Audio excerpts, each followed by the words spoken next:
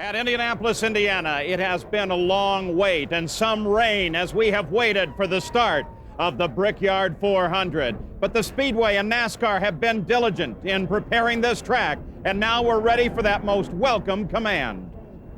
Here at the start-finish line is the lady that will give the command to start the second running of the Brickyard 400. Chairman Emeritus of the board of the Indianapolis Motor Speedway, Mrs. Mary F. Hallman.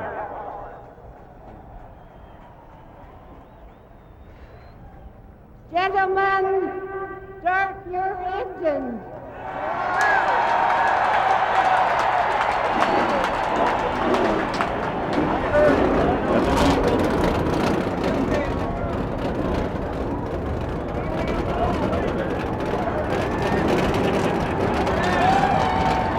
Well, it's the first time ever in the history of the Indianapolis Motor Speedway that the engines and cars have actually been started over in the garage area. But that's because of the diligence being shown by both NASCAR and the Indianapolis Motor Speedway today, as they have battled rains that have swept through this area throughout the entire day. Now, late in the day, they are ready to go racing. The cars back in the garage area, the balloons are flying, and we are ready here at Indianapolis as the cars begin to roll.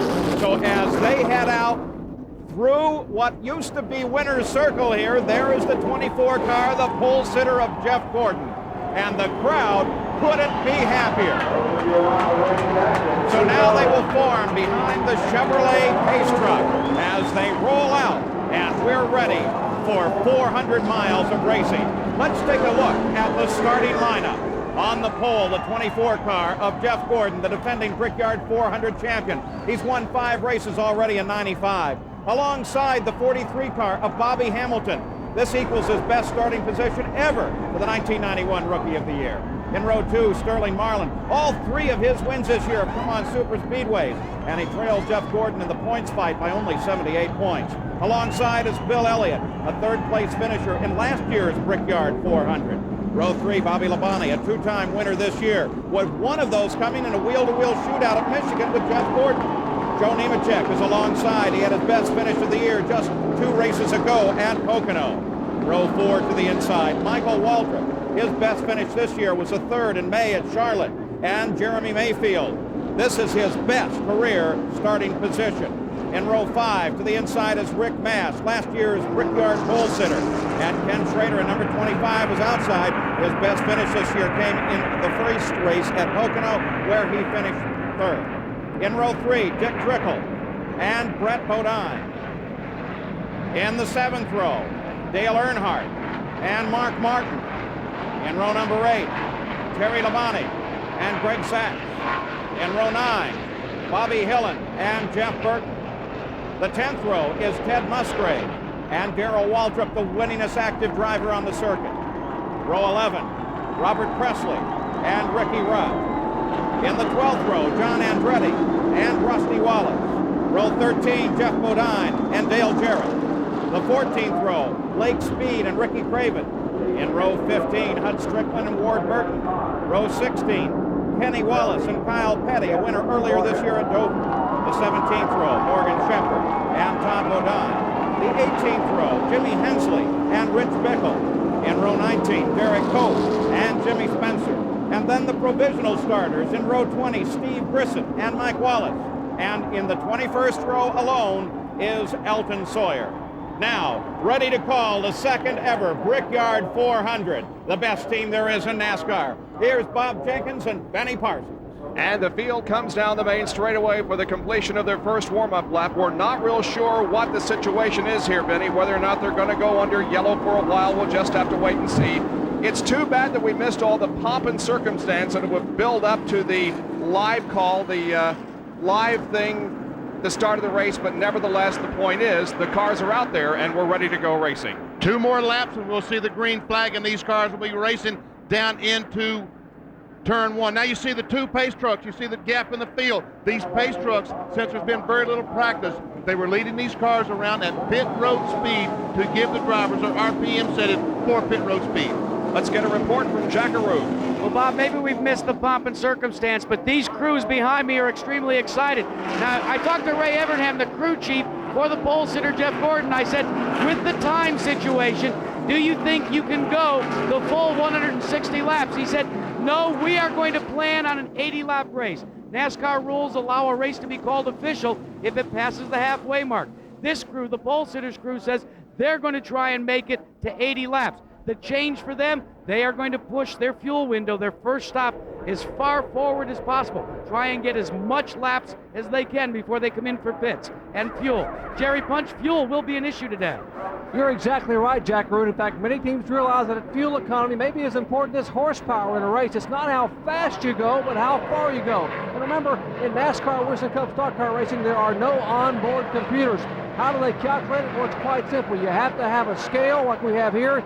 You put this 11-gallon fuel can on the scale. It's attached to a digital meter here at the Dale Earnhardt pit.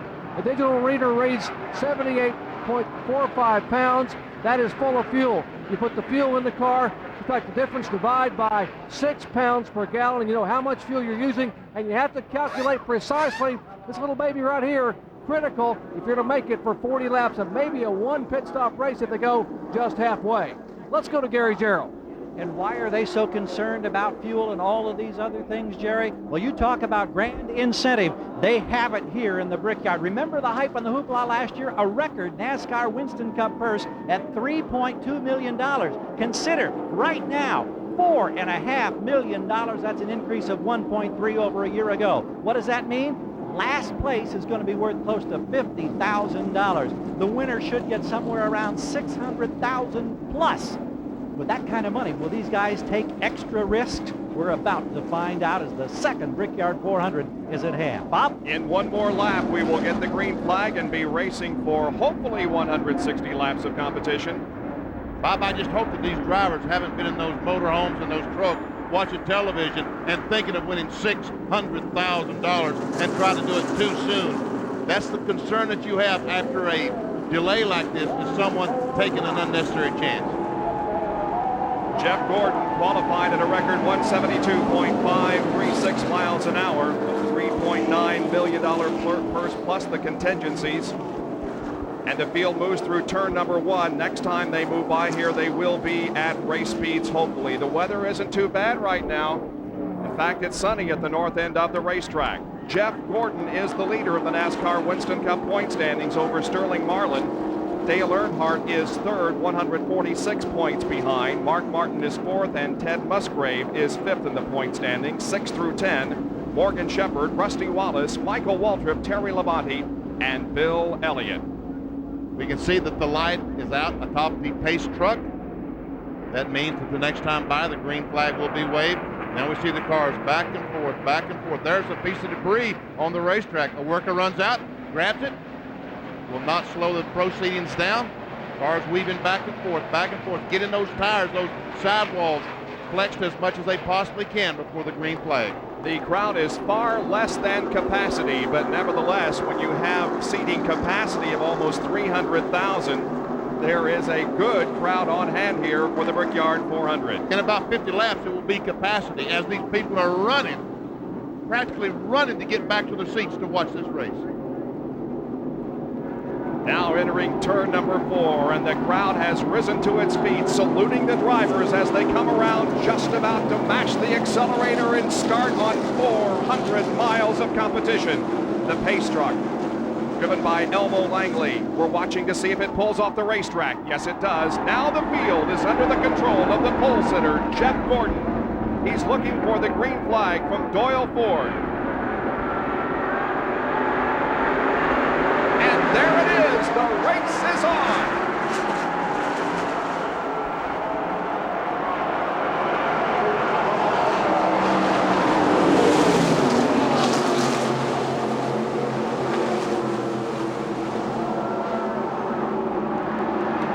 Last year, the pole sitter, Rick Mann, led the first 2 laps, and then Jeff Gordon took over. Gordon, of course, starts from the pole this year. Let's see if he can lead the first lap. Down the backstretch, they fan out, and Michael Waltrip tries to make a move on Bobby Labonte.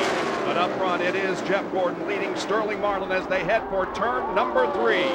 Bill Elliott with Donald's car in close tow with Marlin, and Michael Waltrip able to get by Labonte to take over that 6th spot. Gordon leads everyone else off of corner number 4. Here they come for the completion of lap number 1. And Jeff Gordon will lead the lap. That's his 6th straight lap of competition led here in Indianapolis, including the 5 he led at the end of last year. And he has led in 18 of the 19 races that have been held so far in the 1995 NASCAR Winston Cup Series. The only race he has not led was on the road course at Sonoma.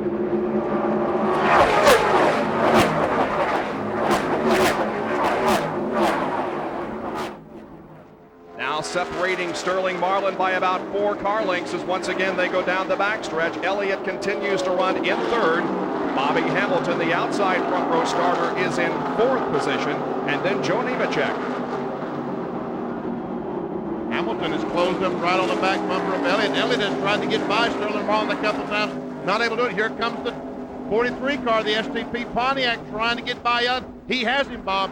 Hamilton got a good run off of corner number 4, cut to the left, went to the inside of Bill Elliott, and takes over 3rd position.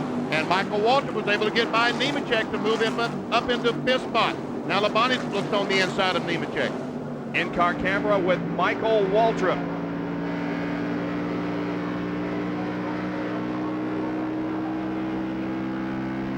Down this long back straightaway.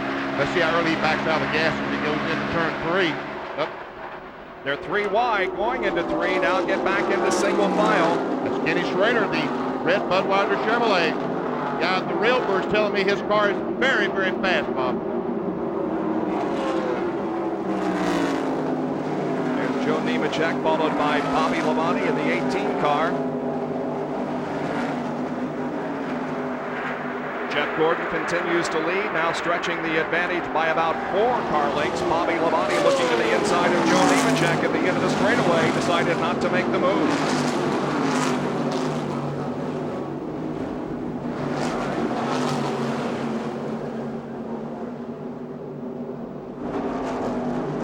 Beginning to see 2 packs form, Benny. The first 5 are running together, and then a little bit of racetrack back to the 2nd pack.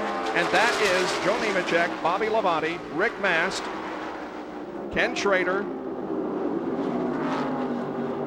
Dick Trickle, and Dale Earnhardt. But right now Earnhardt running in the 11th spot. And here is the in-car camera with Dale Earnhardt. Dick Trickle just ahead.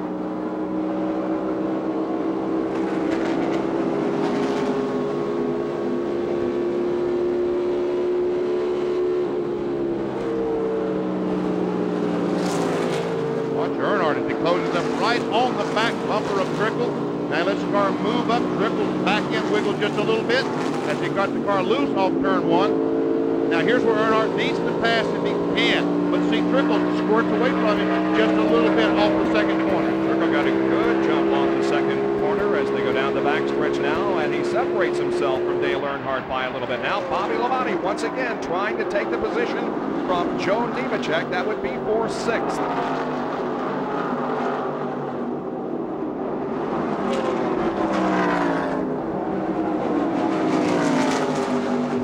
Walking across those short shoots, Bob, it seemed like it would take forever, but at 160, 70 miles an hour, it doesn't take these cars long.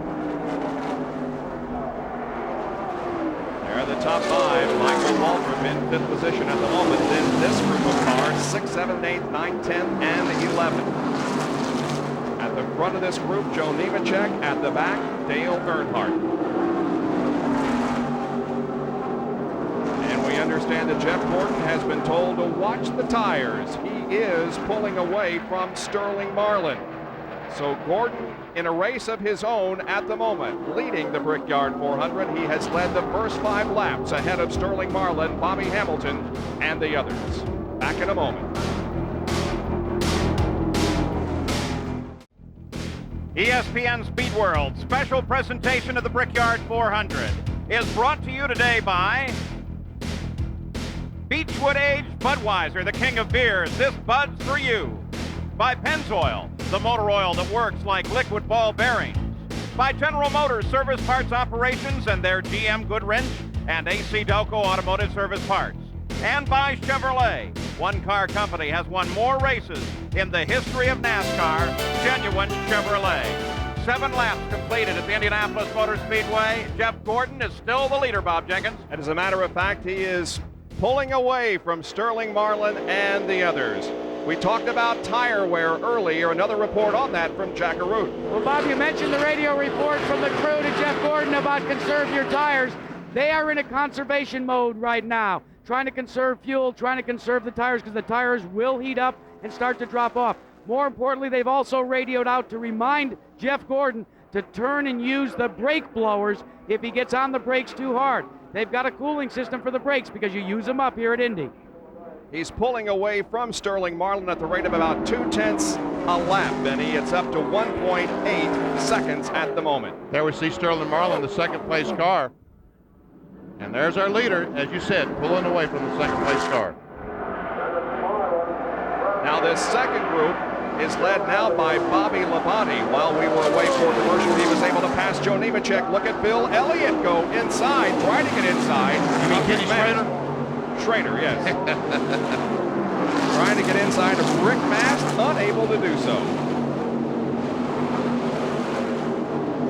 Gary Gerald has a report on Darrell Waltrip, who's having his problems. Yeah, he faltered, Bob, and they think here in the crew in the pit that perhaps it was a victim of the rain that may have gotten some water into one of the ignition boxes. They have a pair on board. They switched, and the alternate seems to be working. They think the problem's taken care of. But at the same time, we're getting spits of rain here in the Waltrip pit. Not something that we wanted to hear. Rain has plagued us all day long. We had hoped that it would stay away for the rest of the afternoon. Sunshine is the order of the day at the north end of the racetrack. But of course, this 2.5-mile track is spread out so much that you can have sunshine in one area and rain in another. Earnhardt is not able to get by Dick Trickle, not able to make that patented charge that we're so familiar with Dale Earnhardt. There's his in-car camera we saw a few laps ago. He was right on the back bumper of Dick Trickle. Now he's a car length or so back. Jeff Gordon, meanwhile, stretches out his advantage to over 2 seconds now as we watch Dale Earnhardt, the 7-time NASCAR Winston Cup champion, going for a record 8th championship in 1995. Right now he's tied, of course, with Richard Petty with 7 crowns. There you can see the interval now between first and second as Bill Elliott has 3rd position, Michael Waltrip and 4th, and then Bobby Hamilton. Jerry Punch has a report.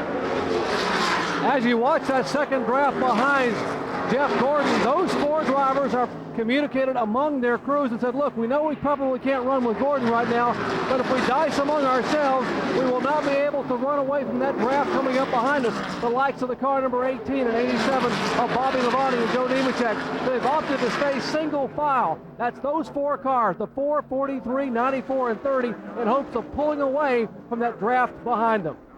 Bob? Right now, the 43 car seems to be struggling, Bob. Bobby Hamilton, the STP car, is falling back to 5th place and seems to be struggling to keep up with these cars. Hamilton, the surprise of qualifying, putting himself on the outside of the front row, but having trouble here in the race. Elton Sawyer already having some problems with his car. It sounds awful as he goes down the front straightaway like he's missing a couple of cylinders. Bill Elliott runs in 3rd. Michael Waltrip and then Hamilton. Here comes Bobby Labonte and this second group. Labonte is pulled away from this second group, which now is headed by Joe Nemechek with Mast right behind, and then Kenny Schrader. Wow. Rick is trying to get a draft, trying to get a slingshot. When he pulls out, he just can't keep the momentum going. Here's going to try to outbrake him going in the corner. Fortunately, his brakes work very well. And we talked to several drivers during the practice and qualifying, Benny, and all of them admitted, yes, drafting is very definitely a factor here in Indianapolis. These cars are running 190 miles an hour at the end of these straightaways, the front and the back straightaways.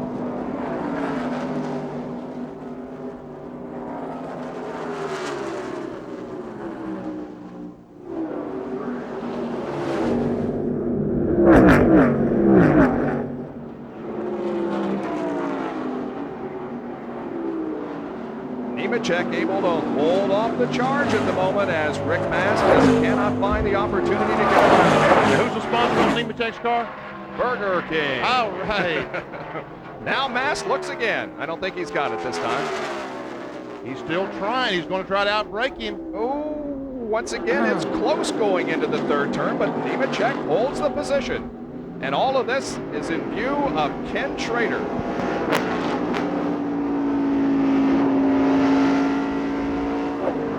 This is turn 4. The car exiting. Look at the fans on both sides of the racetrack. When you hear the drivers talking about driving down the tunnel at the Indianapolis Motor Speedway, that's what they're talking about. All those people on both sides straight away. Rick Mast led the first 2 laps last year from the pole position and then dropped a cylinder on the 3rd lap and wound up in 22nd position. Right now he is hanging in there in 8th spot.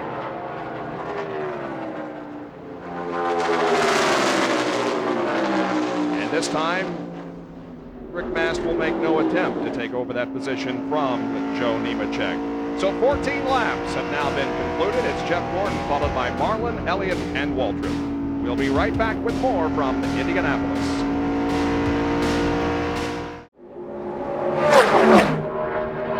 We are back in Indianapolis and watching the battle for 2nd and 3rd position. Jeff Gordon has the lead at the moment. In 2nd is Sterling Marlin, followed closely by Bill Elliott and Michael Waltrip. I tell you, Bob, it's really confusing how these cars are going and coming. Michael Waltrip looked like a moment ago he was struggling to keep up with these cars. Now it looks like that Sterling Marlin and Bill Elliott are holding up Michael Waltrip. There's the view that Michael Waltrip has of Elliott and Marlin. Sterling Marlin, of course, 2nd in the point standings. He has won 2 races this year, both of them on super speedways at Darlington and Talladega. Elliott letting the car drift out as he exits turn 1, almost to the concrete barrier. This is an engine, brand new engine in Elliott's car. He has not tried the engine here. They put it in yesterday afternoon. He felt like that the car did not come off the corner well enough. He wanted some more acceleration on the bottom end. They put the Pocono qualifying engine in. They're a real roll of the dice on the Elliott team. And Gary Gerald has a report on Bill Elliott. Bob, this team had some drama as they rolled onto the racetrack from Gasoline Alley. There was a sudden flurry of activity. The radio wasn't working in Elliott's helmet. They brought a substitute helmet in. They had to redo the entire package, and they had to do it in like 3 minutes. I got a quick word with Ernie Elliott. He said, yes, we did get it done. We think everything's all right there. But I'll tell you, the adrenaline was flowing early for Elliott and his team. Saw there that lap was 164 miles an hour for Bill Elliott. The fastest race lap ever run here was on the 68th circuit of last year's Indianapolis Brickyard 400 at 170.674. We understand that Jeff Gordon now is complaining to the crew that the car is beginning to get a little loose, but you wouldn't know it, Benny. He's still got a sizable lead on Sterling. But that lead is maintaining. I don't know if Jeff Gordon is backing up to these guys or just simply taking it easy right now. It's hard to figure out. But these cars have not raced, have not run this long since they've been here this many laps because there's been very little practice because of the rain. Now let's see if Bill Elliott, nope, he drove to the inside of Sterling Marlin and took a look. Drop back behind him. So they continue to run in the same order, 2nd, 3rd, and 4th. There's Bobby Hamilton in 5th. Bobby Labonte is next in 6th position. And it looks to me like he might be gaining on the whole crowd. He might have the fastest car right now. Labonte broke away from a second group of cars and is indeed catching Bobby Hamilton. There you have the first 6 cars, and here comes now the second group, which still is being led by Joe Nemechek. And a good run for Joe Nemechek so far. It's a great run by Nemechek. That's a 7th place car, Nemechek. Mast is in 8th. Kenny Schrader, the Bud car, the red car, is in 9th. Never see a good look at Joe Nemechek. Joe Nemechek last year started in 30th position and finished in 20th. There's our shot from the Bud blimp hovering overhead of the Indianapolis Motor Speedway on what now is a sunny Saturday afternoon in the capital city of Indiana. After a day of solid rain, the track finally dried and the Brickyard 400 got underway about 4 hours later than scheduled. But as Benny said, as you can see as the cars go around the racetrack, the stands are beginning to fill up. When the race started, there were lots of empty seats, but now the fans have made their way to watch the remainder of this race. Okay, this is turn 3 here at the Indianapolis Motor Speedway. Flat corner, banked about what, 6-8 degrees? 9 degrees. 9 degrees. Cars breaking the corner, very short shoot across to turn 4. Now they'll come down to the start-finish line and that tunnel that we're talking about. And there's a car slow. Once again, that's the 27 car of Elton Sawyer. This is the tunnel I talked about. All the people, right and left of the drivers, as they come down this long front straightaway, down into turn 1. Once again, on the brakes hard. The amazing thing, Benny, when you look at this racetrack is, imagine this thing being built in 1909 with the first 500-mile race in 1911. That's older than you are. At least. Older than you and I put together, probably. Here's Nemechek in 7th, then Mast and Schrader. Joe Nemechek's best finish of the year was a 9th in the second Pocono race.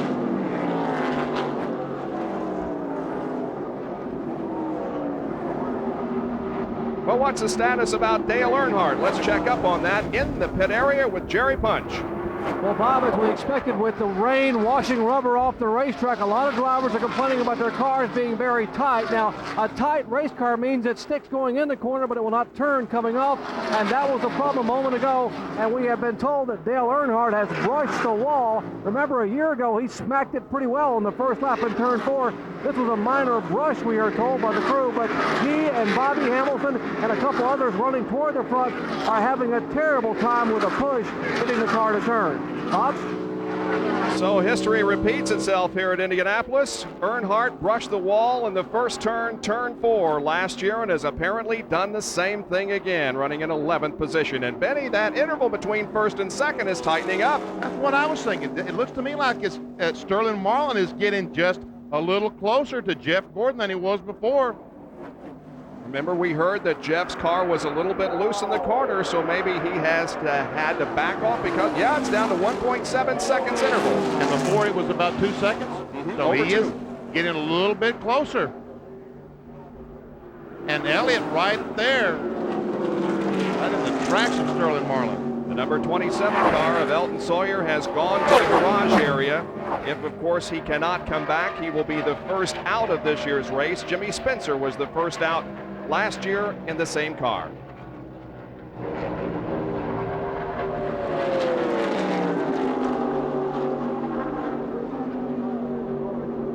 What I was afraid of certainly didn't happen, Bob. I was afraid of these fellows would sit in those trucks and get all hyped up and start this race and try to do something that they couldn't do, not capable of doing. But obviously, they're all trying to keep their head and keep these cars straight and adjust as go along and race that last 100 miles as hard as they can. I don't think anybody right now is thinking about this being a half-distance race. Everybody is thinking about it going to the conclusion.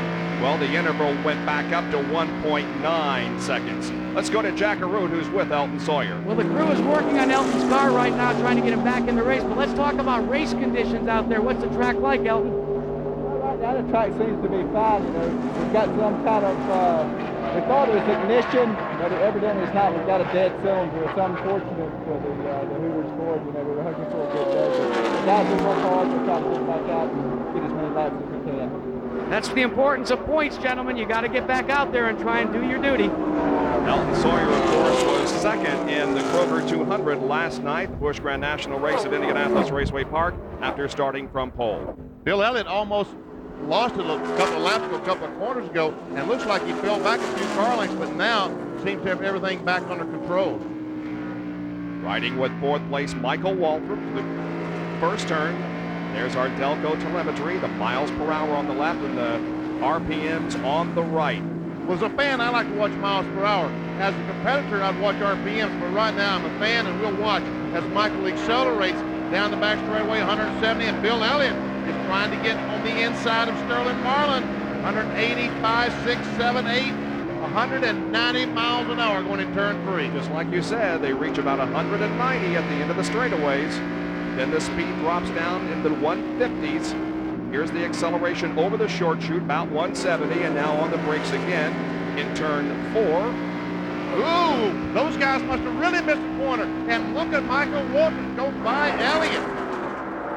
Michael to the inside of Bill. He passes him and sets his sights on second place, Sterling Marlin. I think something happened to Sterling, and Bill Elliott had to check up, and that's why Michael got such a run on him. I think Sterling got loose coming off turn 4. Good run from Michael Waltrip, who has never won a NASCAR Winston Cup event. He is third in the early stages of the Brickyard 400.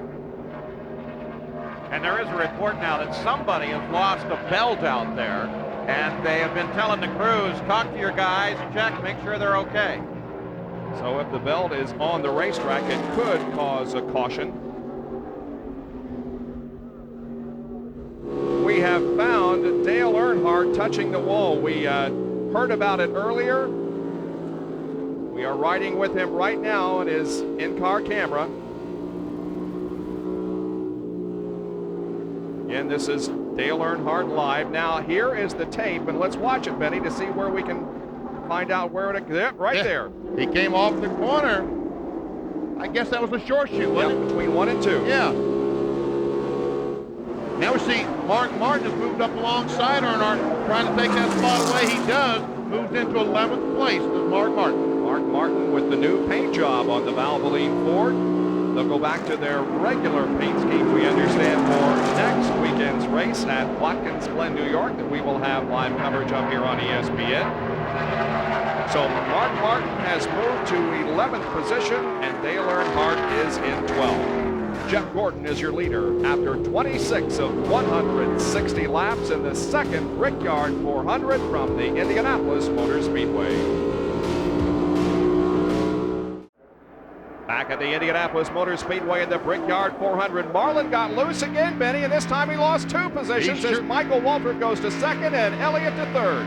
I tell you what, Michael Waltrip saw that. He dove to the inside, and Elliott came with him. Sterling is having some trouble getting off turn 4. Now here comes Elliott on the inside of Michael Waltrip. We heard Michael get out of the gas just a little bit as the car pushed off the corner, gave Elliott the run he needed. There he goes. To the inside of Michael Waltrip in the backstretch, and Bill Elliott has moved to second position.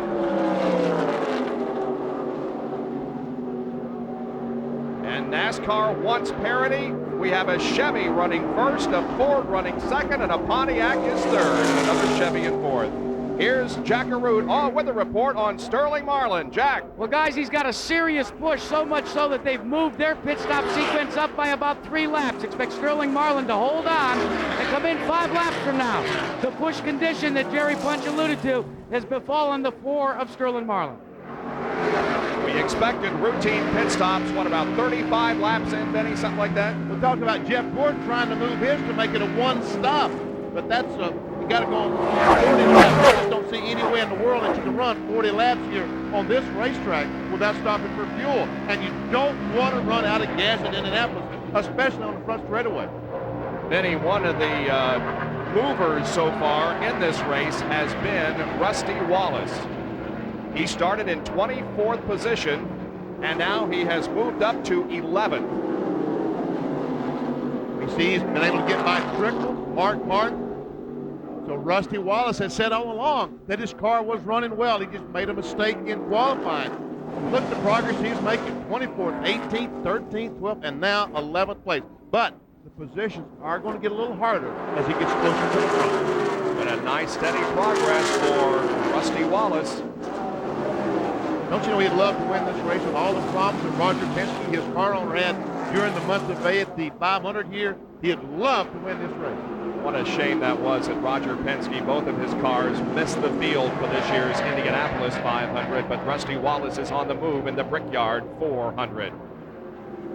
It looks like that Jeff Gordon might be pulling away just a little bit from Bill Elliott. We see that Elliott is pulling away from the 30 car Michael Waltrip and Sterling Marlin. This is Sterling Marlin in the orange number 4. Let's see if Sterling makes a pit stop. There was a report that he might be coming in. No, not this time. He stays out. Here comes Bobby Hamilton. Our outside pole sitter's coming in the pits this time.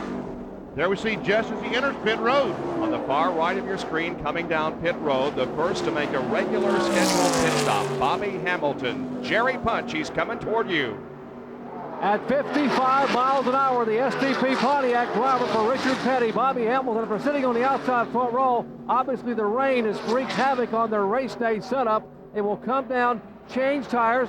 We are told it will possibly make an adjustment on the Panhard bar at the rear of the car, and also make a wedge adjustment, trying to get the car to turn a little better in the corners. The car very, very tight, as they have changed now right side tires. They pull the left side lug nuts off, fill it with fuel, and yes, in the right rear window, they are making a wedge adjustment, and left side tires going on the car number 43. Finished fueling, he is down and away, as Jeff Gordon will make an entry on the pit road.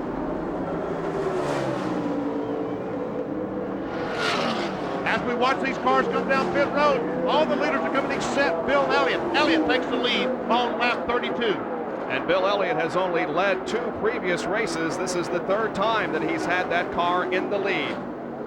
Let's go to Jack Arute. Expect no major changes, no surprise on Jeff Gordon's car as Sterling Marlin comes in to make his adjustments. Both cars going to work. They're going to take a 4-tire change on both Sterling Marlin and your leader, Jeff Gordon. I talked to crew chief Ray Evernham. He was going to make no adjustments. He's off and away first, making a major wedge adjustment on Sterling Marlin's car, trying to cure that tightness condition. He is off and away as well. Several others on pit road, including Dale Earnhardt, Joe Nemechek. Michael Waltrip is just now leaving the pit road, and we see a major adjustment, 2 rounds down on the right rear of Earnhardt's car, trying to loosen his car up. Mark Martin is exiting pit road, so is Ken Schrader, Ted Musgrave, Jeff Burton. And we have a loose tire on pit road.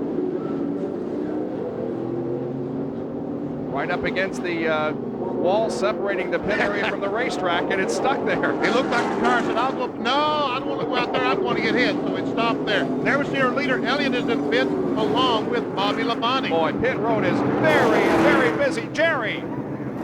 Bill Elliott also complained of the car being a tad bit too tight, but they've opted to make no adjustment. In fact, do nothing with the car except change tires and fuel the car, thinking that the track might get a little bit slippery and he will need the car to be tight. Elliott is down and away as he races Bobby Labonte back to turn 1. Just as Jeff Gordon comes around corner number 1. This is the in-car camera from Jeff Gordon as once again we go to Jack.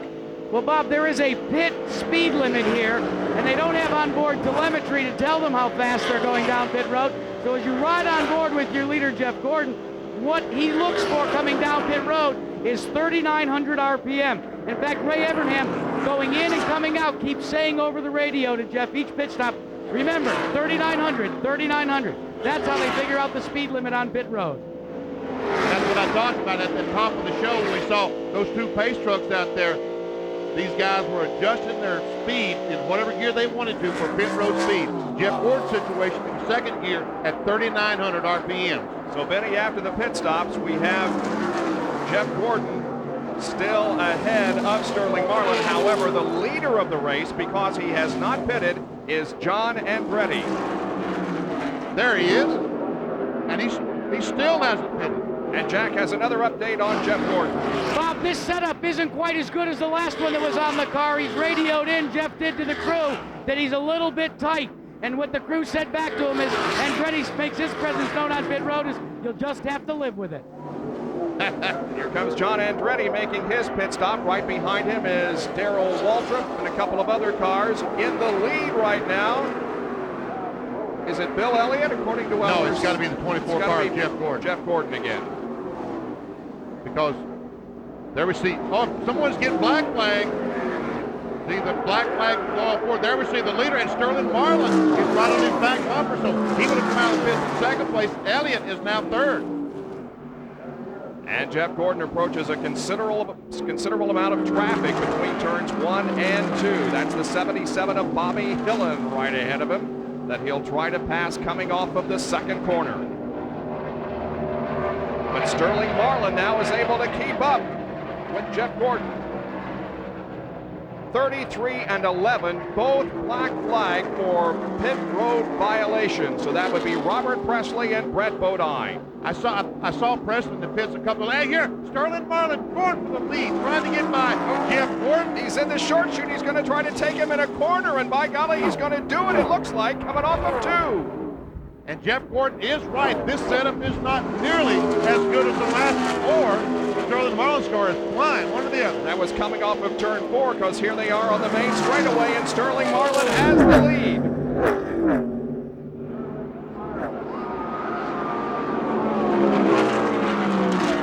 Marlin, who's had so much success at Daytona and Talladega, also won a race at Darlington.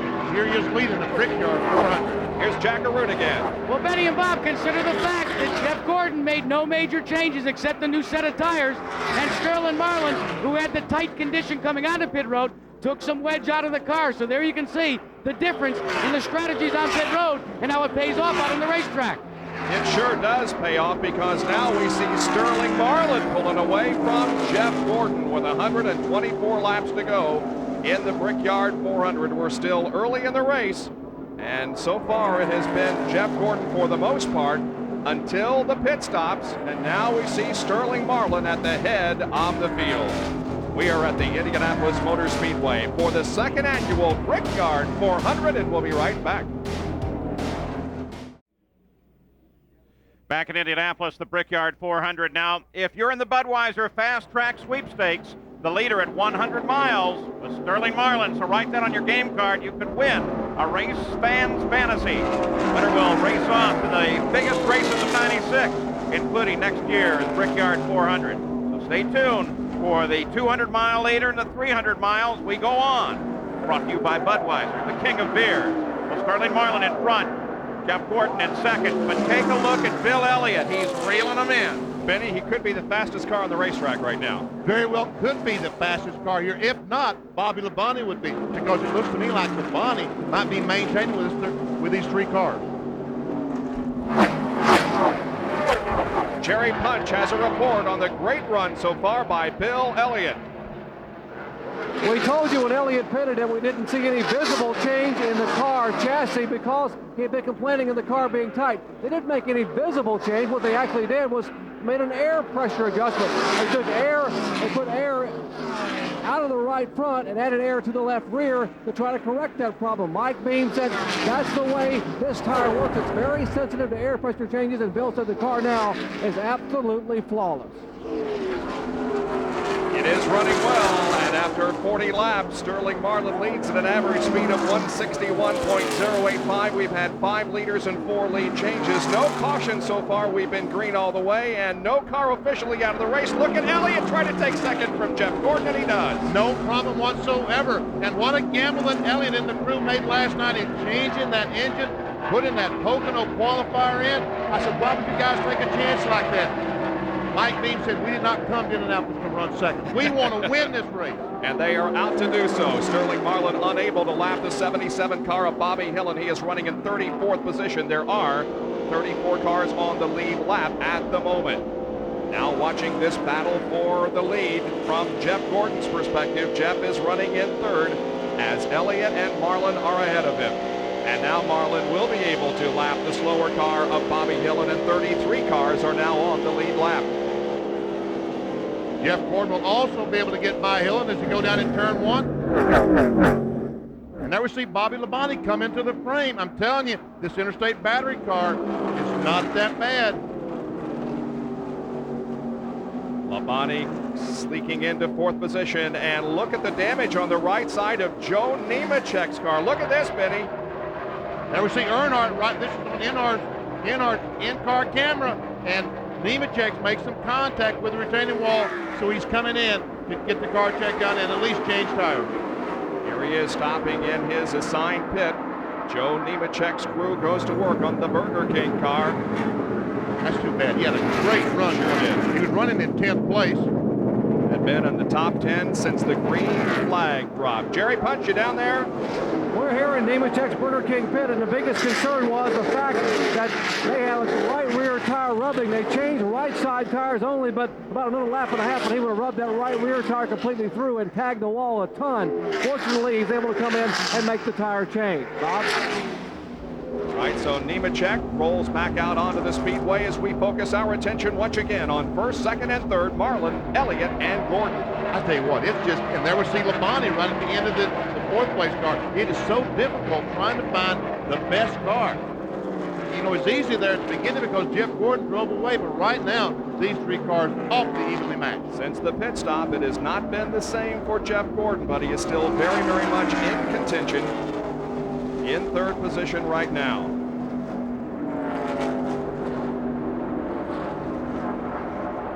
Last year, Sterling Marlin started in 9th position here at the Brickyard 400 and finished in 14th. It's been a great season for the Larry McClure team. Marlin second in the point standings. Won at Daytona last year, faded. Won at Daytona this year, has been consistent all season long, and certainly is in the championship hunt. Gary Gerald has a report. Well, Rusty Wallace had made tremendous progress, Bob, as you're aware, starting way back in 24th, currently listed in 7th. Robin Pemberton and the crew are a little bit concerned, however. They think that maybe one of the wheel weights has come off. They've got a vibration that he's having to just live with. We'll keep an eye on the racetrack and see if it impacts his performance, but very quiet. He has moved up into a terrific position from deep in the pack. And Gary, he has just taken over 6th position from Michael Waltrip, so moved Rusty Wallace to 6th. Anytime you have a vibration right after a pit stop, you're concerned that a couple of lug nuts might have been left just a little bit loose. It's because these guys are having to change 4 tires in 17 seconds, and they can't go back around twice. They got to get all those nuts tight one time around, and sometimes they lose a couple of those nuts just a little bit loose.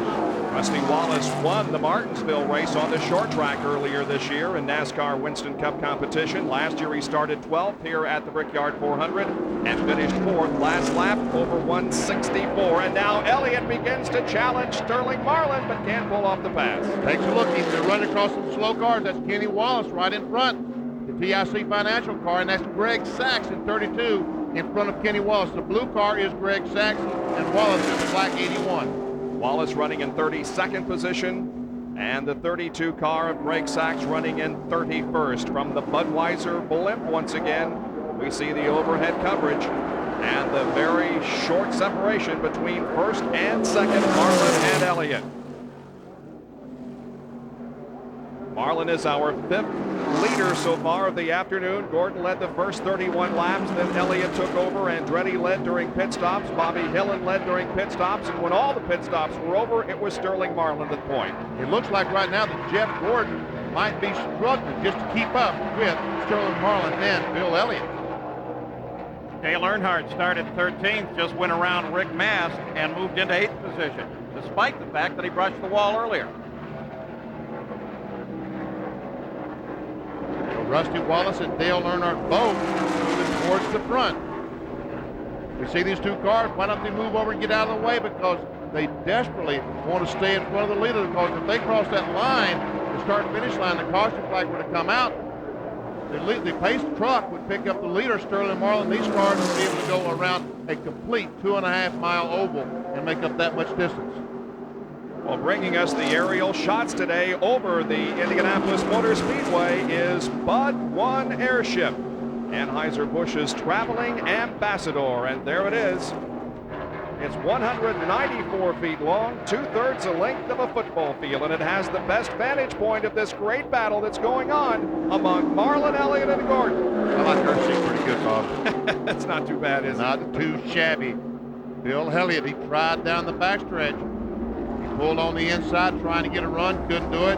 Now Marlin has a run on Kenny Wallace, trying his best. And Marlin has been trying to lap Kenny Wallace for the last several laps and has been unable to do so. Elliott, once again, I think he's got a run this time. Nope, not quite. Here's Jack Arute. And I'm with Ray Evernham, the crew chief for Jeff Gordon, and those tight condition on these set of tires are really giving him problems. What kind of change will you make next stop? Well, we're going to make some more changes. You know, we didn't want to change anything. All we did that time was change tires. Car's not balanced as good. You know, You always hear about mismatched set or whatever. Evidently, we've got a set that's just not matched as good as the first set. But now we're going to run on sticker tires the rest of the day, so we'll just have to start adjusting on it. The big question is, do you now think about 160 laps instead of 80 laps? Well, I don't know. I'm pretty surprised. I'm going to start to think about 160. Gentlemen?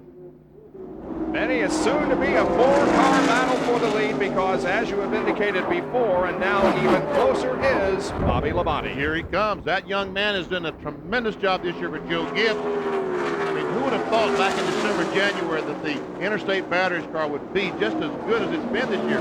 That has been one of the best cars all year long. He and Jeff Gordon, probably the two major surprises of 1995. At Charlotte and at Michigan International Speedways earlier this year, Bobby Labonte took the checkered flag and visited in victory lane for the first and second times in his Winston Cup career. He's very much in contention, running in fourth position here at the Brickyard. Hey, I'm impressed with Greg Sachs and Kenny Wallace. Yeah. I mean, they have not been able, Sterling and Marlin has still not been able to pass those two cars. Elliott once again challenges Sterling Marlin. He's trying, now he's got him. Elliott takes the lead. Turn 4. Elliott goes into the lead for the second time this afternoon. He led laps 32 and 33, and now on lap 50 is back in front. And the fans are standing and waving and cheering as Elliott goes down the front straightaway. He is the most popular driver in NASCAR Winston Cup competition. He's won that honor for the last several years. He has had somewhat of a struggle, but despite that is in 10th position in the point standings, looking for his first victory of 1995. Mike Beam, the crew chief on the 94 car, the McDonald's car, started the year Mike did with Junior Johnson. Moved over with Bill Elliott after the Coca-Cola 600 and has done a tremendous job for Elliott. Watching the battle for third position now as Bobby Labonte has caught Jeff Gordon.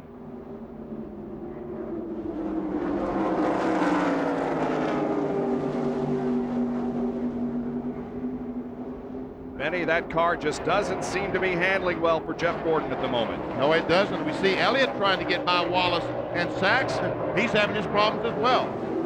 So there remains 32 cars on the lead lap. Jack has a report on Jeff Gordon. What's going on, Jack? Bobby rode with Jeff Gordon. Here's the condition. He says it's loose going into the corner and it's tight coming out. So he's got to wrestle that wheel. What do you do, Benny, in a situation like that? Pray. I mean, really, truly, that's one of the hardest things you can possibly do. Is if the car's loose all the way around the corner, you can correct that. But when it's loose one place and tight another, you've got a real problem with hands. Bill Elliott is the leader of the Brickyard 400 after 52 laps. It's Marlin, Gordon, Labonte, and Hamilton in the top 5. Back with more from Indianapolis in a moment. Back at the Indianapolis Motor Speedway, Sterling Marlin may have a problem, Benny. He's dropped back down to 4th. What happened to Sterling Marlin? He got caught behind Mike Wallace. Elliott got by the 90 car of Mike Wallace clean in traffic, and Sterling got hung behind him coming off the second corner. And these guys, when Sterling had to back up a little bit, they seized that opportunity and drove by. So just that quickly, you fall from 2nd to 4th. It's still Bill Elliott, the leader, and the lap car of Mike Wallace between 1st and 2nd. Jeff Gordon is running 2nd. Now here's the last lap for Bill Elliott, averaging 161 miles an hour. We can see it's 165 into turn 1. That time, 190 just past the start-finish line. 170 in the middle of turn 1 and 2. There he is in the short chute now. He's going down the back stretch. As the exit turn 2 is 151 miles an hour. Is that a 1? Yep. Now we'll check as he goes down the back straightaway in the speed. He's in turn 3 now, but we'll get his speed down the back stretch. 177 miles an hour. We can see that these cars are slowing him down just a little bit.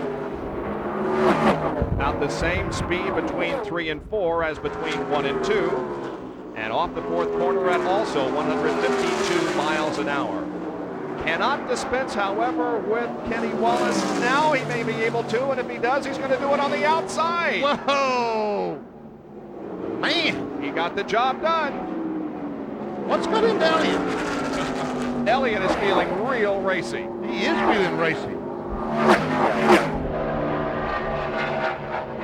That gives you an idea at the speeds achieved all the way around the racetrack. And now Bobby Labonte goes to second position around Jeff Gordon. Now he's on the inside of Mike Wallace, and Gordon is want to try to go along as well. He will. Now here comes Sterling Marlin, and they finally will be able to dispense of Mike Wallace. Jack has a report on Sterling Marlin. Bob, the story is lap traffic. Mike Wallace and Tony Glover came over to the NASCAR officials and began to lobby for more extensive use of the passing flag. They didn't want to take any chances in terms of passing Wallace, and they want to try and conserve the car, so that caused him to lose a couple of spots. Marlin has dropped back, but there's no mechanical problem. Boy, track position extremely important. Just that quickly, he fell from second to fourth. Mike Wallace, the car that they passed there and put a lap on, one of 7 drivers in this field that were not in last year's field. Jerry Punch is in the pit road. We're in Bill Elliott pit with crew chief Mike Beam. And Mike, this car has really caught fire. What kind of adjustments did you make on that first stop? Well, we changed the air pressure a little bit. We're okay when we're out front, but aero, you know, we got a little bit too much spoiler on the back of this car, and we need our trap speeds down a little bit. But Bill, I think Bill's ready to go. I think he wants to win all the money. You know, we're pretty happy. Is this the culmination of a year of frustration for Bill Elliott and Mike Beam finally getting back together and being able to make something happen here at the Brickyard? Well, I couldn't really agree with you. You know, he's happy right now. This is a new car we took to Pocono, and he just feels good in his car. And, you know, hopefully it's a long way to go, and hopefully today will be our day. And that's Mike Beam, crew chief for Bill Elliott. They did not show their hand all week long, but man, are they showing it now. Mike Beam started the season with Brett Bodine and has 2 wins as a crew chief. Well, we see that Sterling Marlin has passed Jeff Gordon for 3rd, and look at Rusty Wallace, who is catching up. He is now in 5th, Benny. He sure is. They able to get by the 43 car, Bobby Hamilton. And those guys are clocking, those crew chiefs are clocking on pit road, and you never know, he might be as fast as the leader. Gary Carroll might have the answer. Gary? Benny, I'll tell you what, that's exactly what we heard a radio conversation a short time ago. Rusty wanted to know, am I the fastest car out here? Am I running as fast as the leaders? He clearly thinks that he is. I can't give you a definitive answer, but it's a happy crew down here. He's come from 24th to 5th. Rusty, Mike, and Kenny Wallace in this year's field. One of 5 sets of brothers to take the green flag for this year's Brickyard 400. And Jeff and Brett and Todd Bodine. 3 more brothers. Yep.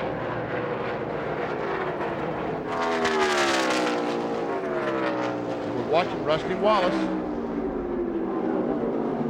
As he goes in turn 3.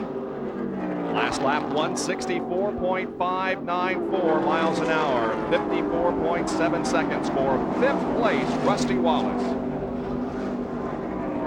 It is Bill Elliott that is setting the pace of the 2nd annual Brickyard 400 from the Indianapolis Motor Speedway, and we'll be back with more of our coverage in a moment. Back at the Indianapolis Motor Speedway, there's Jeff Gordon in 4th position and Rusty Wallace in 5th as we expect pit stops in the next few laps. That tells you 2 things. Rusty Wallace is running very well. Jeff Gordon, the 24 car, is struggling. Rusty Wallace in the 2 car, see how well he's running? He's going right by Jeff Gordon now. And a very, very solid performance for Rusty Wallace here in the first 60 laps of this event. He has moved to 4th place. This is down in turn 1, across the short chute towards turn 2. And BP, you predicted earlier that the fans would come in droves to their seats, and they have. I would say the stands are now at about 95% capacity. Yes, they are. It is really amazing that the NASCAR fans stay away until they know there's going to be racing, and then all of a sudden they flock into the stands and they're there by the time the race starts. And look, shortly after. Beautiful blue sky. Yeah, it's been a beautiful evening here in Indianapolis.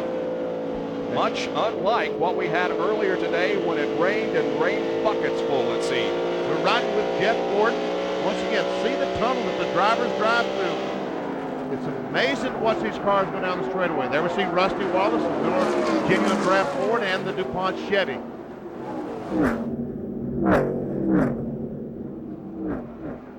Kyle Petty in front of Rusty Wallace. The average speed at 60 laps was 161.763, a record for the Brickyard 400. The record for the entire 400-mile distance last year was 131.977. We had 6 cautions for 25 laps in last year's race. We've been caution-free, Benny, so far, and let's hope that continues. And Sterling Marlin has still not been able to get by Kenny Wallace. That's right. Wallace is a lap down, but Marlin, who is running in third, has not been able to pass him. Now here comes Sterling Marlin, and Jack Root, he's coming to you at 55 miles per hour. So difficult to adjust. Now Jeff Gordon is also right behind Sterling Marlin. Gordon is getting no side bite whatsoever, so there'll be major chassis changes on that team. But here's what's interesting, guys. Tony Glover and Ray Evernham have decided to team up in terms of pit stops under green flag conditions. They have compared notes and decided when to bring both cars in simultaneously. They are separated only by a pit opening as both teams go to work. They're going to have to clean off the debris. It'll take on 4 tires for both teams. They're going in tandem so that under green flag conditions, they have a running mate when they're back out on the racetrack. Both teams doing very quick work, trying to make adjustments. And remember, we said no side fight for Gordon. He's the first one away. But it'll be a drag race to the end of pit road. Well, Benny, we saw Tony Glover, the crew chief for Sterling Marlin, go up and talk to Ray Evernham while we were in break a while ago, and that's exactly what he went there for. He went there and said, how many laps are you going to you stop? And he said 4 laps or 3, whatever the number was. And Tony went back to his crew and said, we're stopping at 3 laps. And again, that just points out the importance of having a drafting partner here in Indianapolis. There goes Bill Elliott, by the way, on the right side of your screen. He probably will lap these 2 cars. Yes, he will. Now, if the caution should fall in the next lap or 2, Jeff Gordon and the 4 car would both be a lap down. Other pit stops are being made as we watch the action on the racetrack. Mark Martin comes in the Valvoline Ford. There is the leader, Bill Elliott. There is Mark Martin getting service on his car. The change of tires on the right side completed. Now they go to left in a chassis adjustment, Benny. 1 round the wedge out of the Valvoline Ford, trying to loosen the car up just a little bit.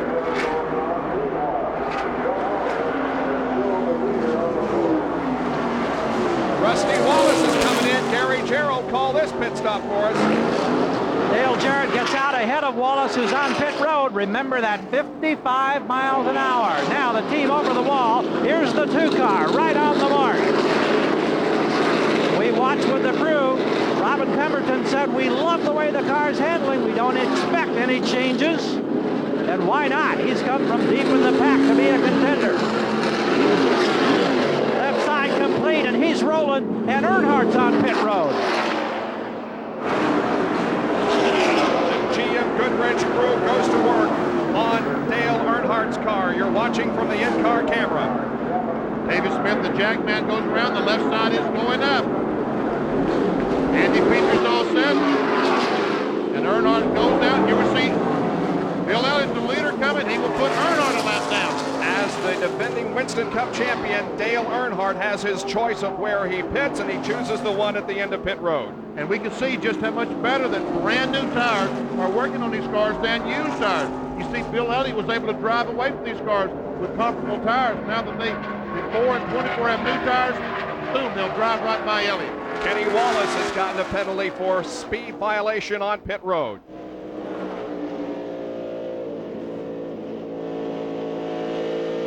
Let's see if Bill Elliott will go in the pits this time.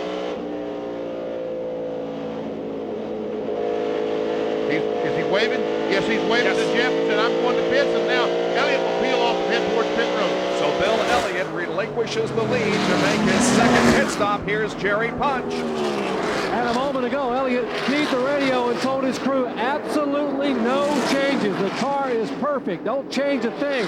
That's awfully good when you hear that from your race driver as Elliott comes down for his scheduled pit stop on lap 66 at 55 miles an hour. The big yellow M on the front of that brand new Ford Thunderbird that Mike Beam and the crew built especially for Indianapolis Motor Speedway.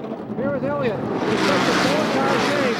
Now NASCAR is allowing an extra man over the wall to clean the windshield because drivers have complained of a glare. And they have Tony Gibson wiping the windshield for Bill Elliott.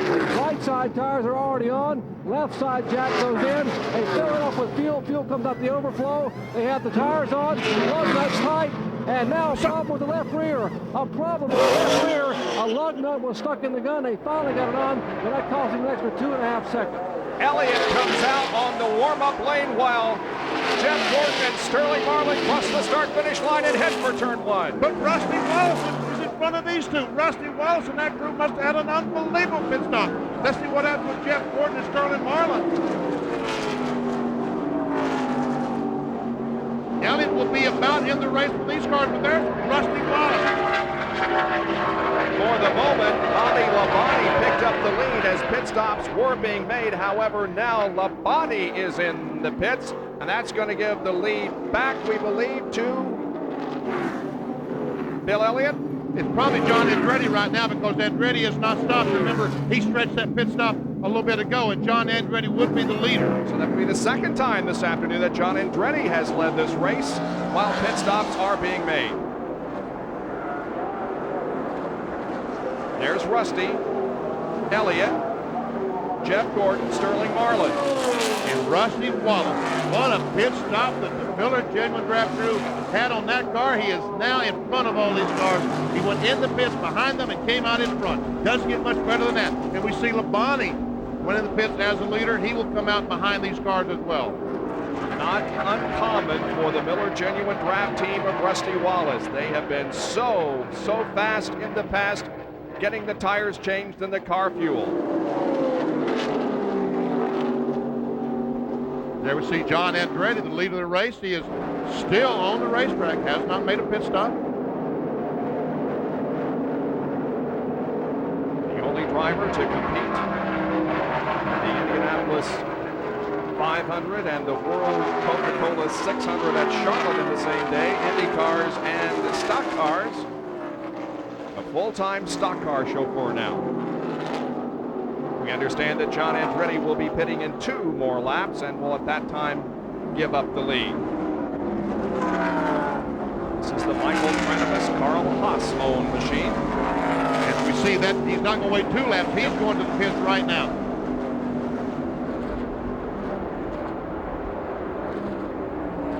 Let's go to Gary Gerald as John Andretti comes in. The signboard is out. The team is poised. Aldo Andretti stands back alongside us here. Michael Cranabis on his chair on top of the scoring stand. And here's the nose now of the colorful number 37. And John Andretti, who knows this racetrack intimately, hoping that he can have a great showing today. One thing is for sure, gentlemen, he has been getting terrific fuel mileage. He has pushed the envelope further than most anybody else.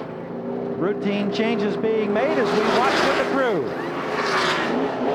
And John Andretti is back out in track. And Rusty Wallace is now in the lead of the Brickyard 400, and he becomes our 7th leader of the afternoon. There's Rusty, closely pursued by Bill Elliott and Jeff Gordon. A solid performance here in the first 60 laps for Rusty. Back at the Indianapolis Motor Speedway, and Bill Elliott challenges Rusty Wallace for the lead, and Jeff Gordon is coming right behind Bill. He's dragging Jeff right along with him, and we go down in turn 1, and both of them were able to get by. And folks, did you see Dale Earnhardt in that picture? Where did he come from? I don't know, but he's running in 4th position, and there he is. Man, oh man, they must have a pit stop out of this world. He is ahead of Sterling Marlin and Bobby Labonte. The top 5, it is Wallace. It's Elliott, Wallace, Jeff Gordon, and Rusty Wallace, Earnhardt. And there we see Sterling Marlin and Bobby Labonte. That's the top 6. They're running real close together on the racetrack.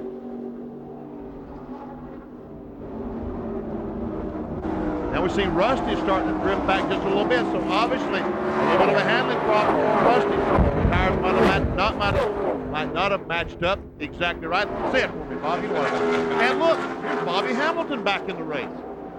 This is the 3rd time that Bill Elliott has led this afternoon.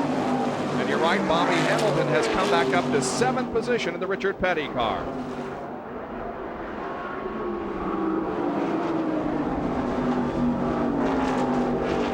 Jimmy Spencer right in front of our leader, Bill Elliott. There's Spencer in the 23 car. He is being shown in 27th position and is, of course, the last car on the lead lap.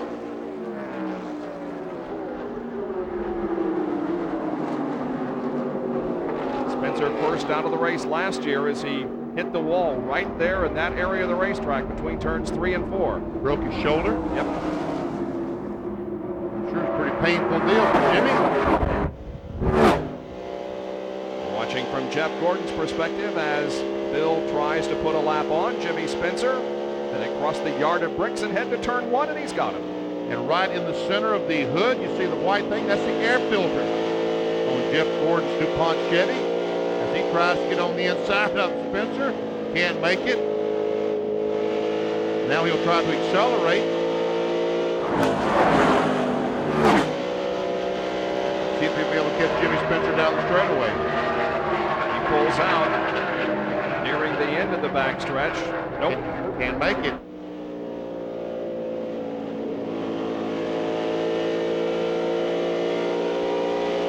Well, Jerry Punch has a report on Bill Elliott, who's still leading here at Indy.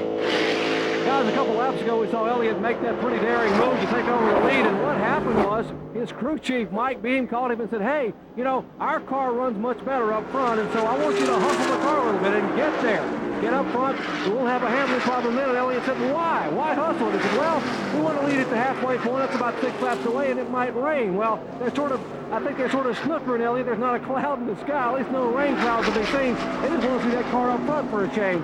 But Elliott did what he was told. He made a pass, and he currently leads. I don't think we're going to be stopping the race anytime soon. We are close to the halfway point, but the threat of rain is really not imminent at the moment. Here's the standings after 75 laps. It's Elliott, Gordon, Wallace, Earnhardt, Marlin, and Labonte in the top 6, and then 7th is Bobby Hamilton. The interval between 1st and 7th is 5.4 seconds, and Bobby Hamilton has been able to catch up to the field without the benefit of a caution to bunch him up. So a good run for Bobby Hamilton. And right now, Rusty Wallace, Jeff Gordon was able to get by Jimmy Spencer. Rusty was not able to pass him. He got hung behind him, and he's having trouble getting by Jimmy Spencer right now. Now he'll try to get on the inside as he comes off turn 1. Now he has it. Yep. But now Earnhardt won't be able to make that pass, and that'll let Rusty get a couple of car lengths back on Earnhardt. This is on top of Jim Goodrich, Chevrolet of Dale Earnhardt. Earnhardt third in points, coming in 146 behind Jeff Gordon.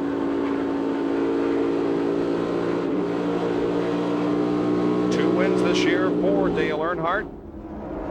Currently running in 4th position. He passes Jimmy Spencer in the 4th turn. So there they are. Elliott, Gordon, Wallace, Earnhardt, and Sterling Marlin as we near the halfway point of the second Brickyard 400. Back at Indianapolis, the Brickyard 400, Elliott leads. Gordon still trying to hold off charging Rusty Wallace, but this is giving Elliott an opportunity to pull away just a bit. We now approach the halfway point, the 200th mile in this run. And once we're past that, it's an official race, and who would have had any idea that we would have gotten a race in today? Surely this is by far the latest time the cars have been racing on Indianapolis since the early days, when the races, of course, ran hours and hours and hours for the 500. Now as Rusty Wallace pokes his nose inside of Gordon in the battle for second place.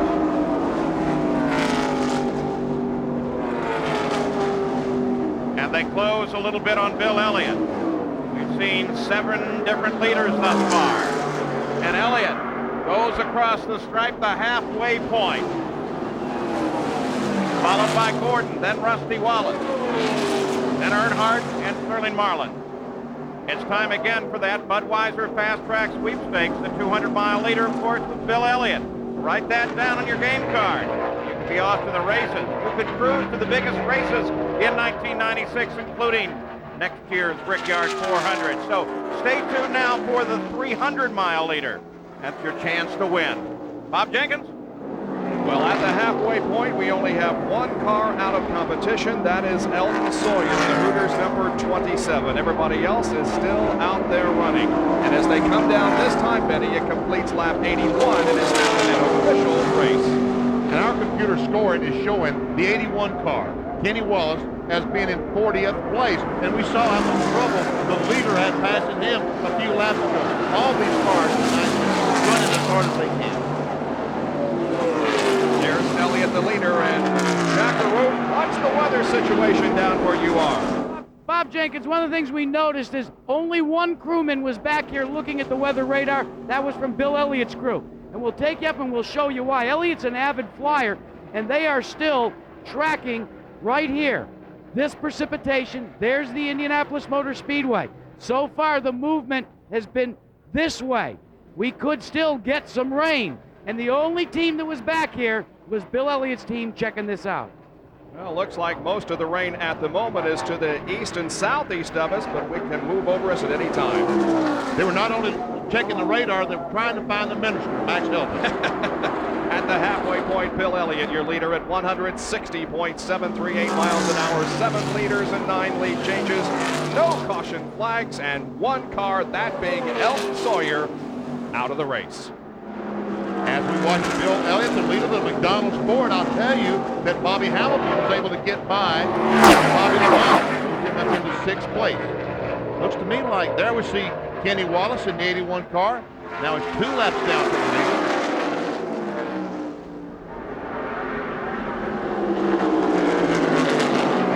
Jeff Gordon called him the tough spot. Then Bill Elliott get a couple of car length advantage on he and Rusty Wallace. And it may have allowed Rusty Wallace to mount a charge here on Gordon as they come off the 4th corner onto the main straightaway. No, Rusty drops in behind Jeff in 3rd position. You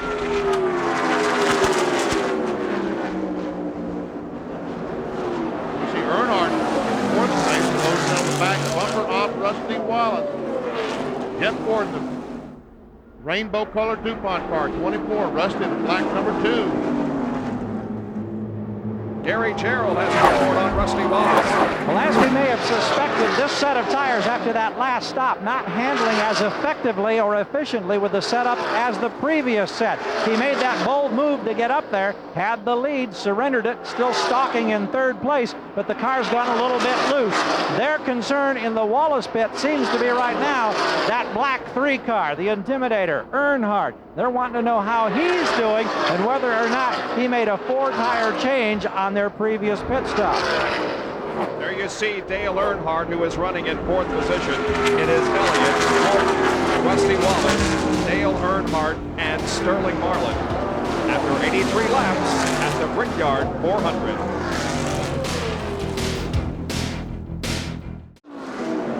Bill Elliott leads the Brickyard 400 at the Indianapolis Motor Speedway, and Jeff Gordon is running in 2nd position after setting the early pace. Jack Root has a report on Gordon. Well, Bob, he's been complaining to the crew first in one lap that the car would be loose. The next lap, the car would seem to be tight.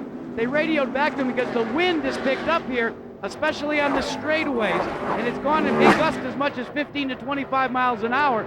And they radioed to him and said that might be what's causing the handling changes because they couldn't figure out what was going on. But weather is becoming a factor. Tony Glover has already radioed in to Sterling Marlin, his driver. The clouds are getting dark. Let's check in with Jerry Punch. And Jack, that's exactly what's happening down in the Dale Earnhardt Goodrich pits. Apparently Richard Childers also sending a representative back to take a look at the weather radar. He just recently told Earnhardt last time by that bad weather is 15 miles away. He said, keep the leaders in sight. If we need you to hustle the car, you got to be close enough to give it a shot. Bob? Well, Benny, for the 2nd time this afternoon, there's a rainbow to the east of the Indianapolis Motor Speedway, indicating that there's moisture in the air. You would think that rainbow would be for the Rainbow Warriors of Jeff Gordon. However, there it is over the 2nd turn. However, at the moment, it is Bill Elliott that is leading this race. See, I always thought when they had a rainbow that there's not going to be any more rain. Well, it would indicate that the rain is off to the east, and normally the weather moves from west to east, so let's hope it doesn't blow back this way. Now we see Elliott has been able to go by Ricky Craven, the leader of the rookie point standings this year in NASCAR. Also, Gordon is able to get by, and here comes Rusty Wallace. Raven is running in 39th position. It is now 2 laps down.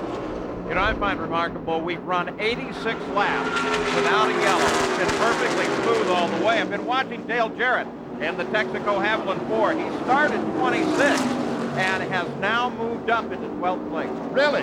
Yep.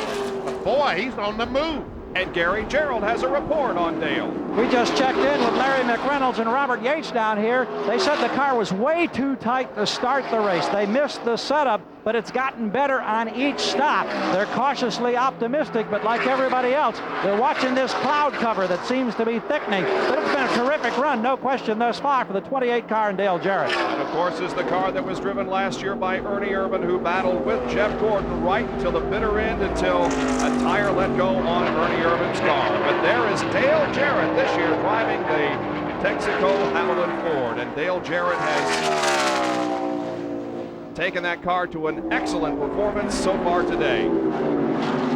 As he enters turn 3, the leader was going by the start finish line, so he isn't that far behind. He's still not a half lap down to our leader, Bill Elliott, so he has been hustling that car awfully well. Jarrett won the second race this year at Pocono, which most drivers will tell you is as similar to the Indianapolis Motor Speedway as any track that they currently compete on.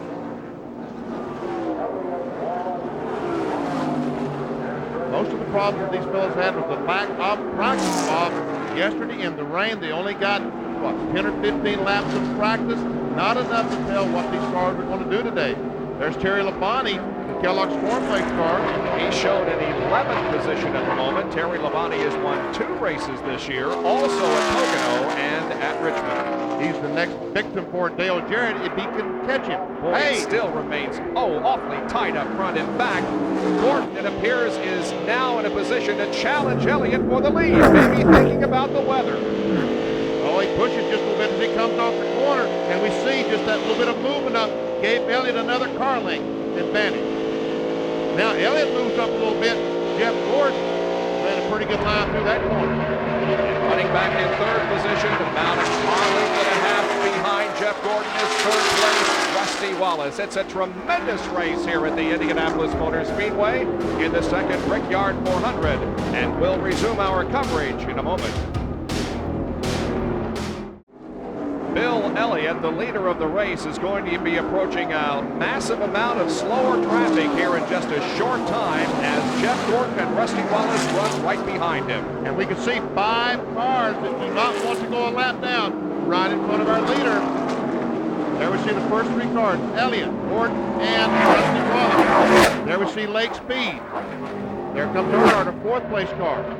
Now look at the traffic, as you said, that Elliott has got to contend with. Good car, Brett Bodine. It's going to be interesting to see how Elliott maneuvers through all of this traffic and where he is able to do it. That's Lake Speed just ahead in turn 4.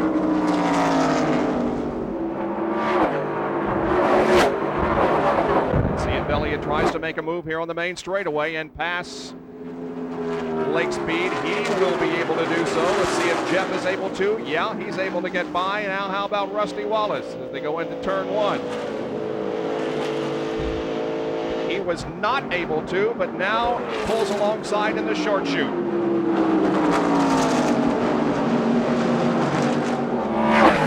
Now we see Brett Bodine, Bobby Hillin, direct in front of our leader.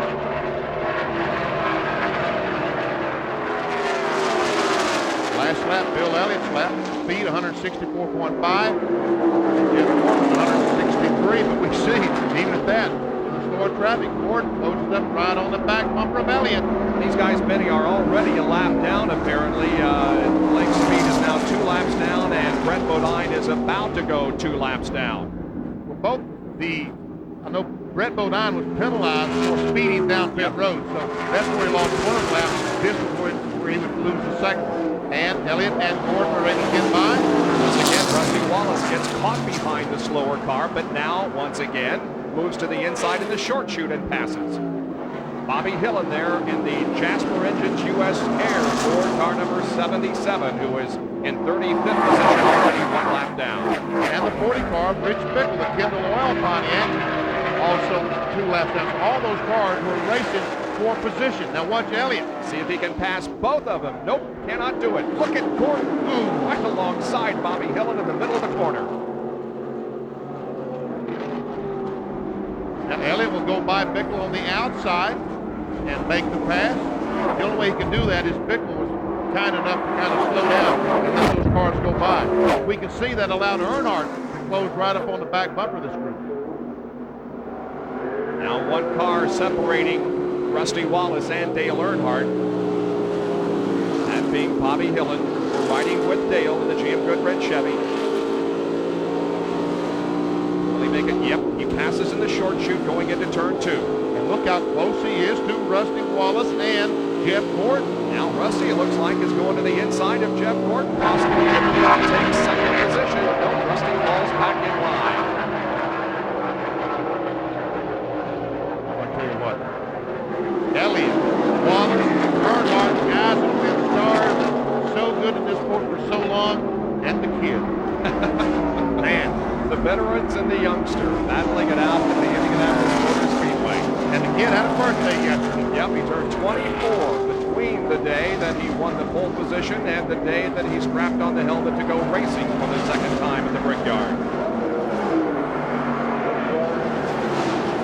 Rusty's all over the VP. He is.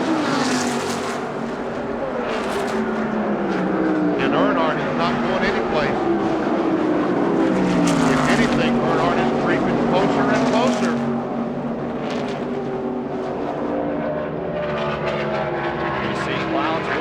Once again, there is blue sky to the north and to the northeast.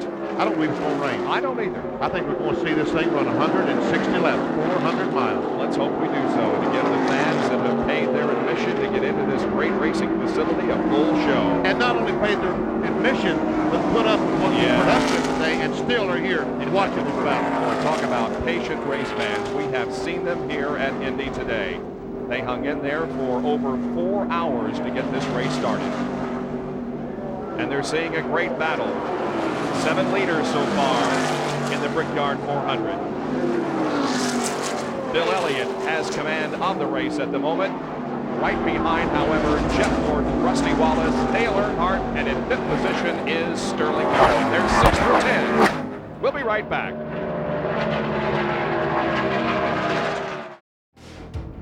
Jeff Gordon is coming in for a pit stop. Jack, what's the problem? Well, Bob, this should be the normal sequence of pit stops because if you notice, directly behind Jeff Gordon is his stablemate, at least for the Brickyard 400, Sterling Marlin.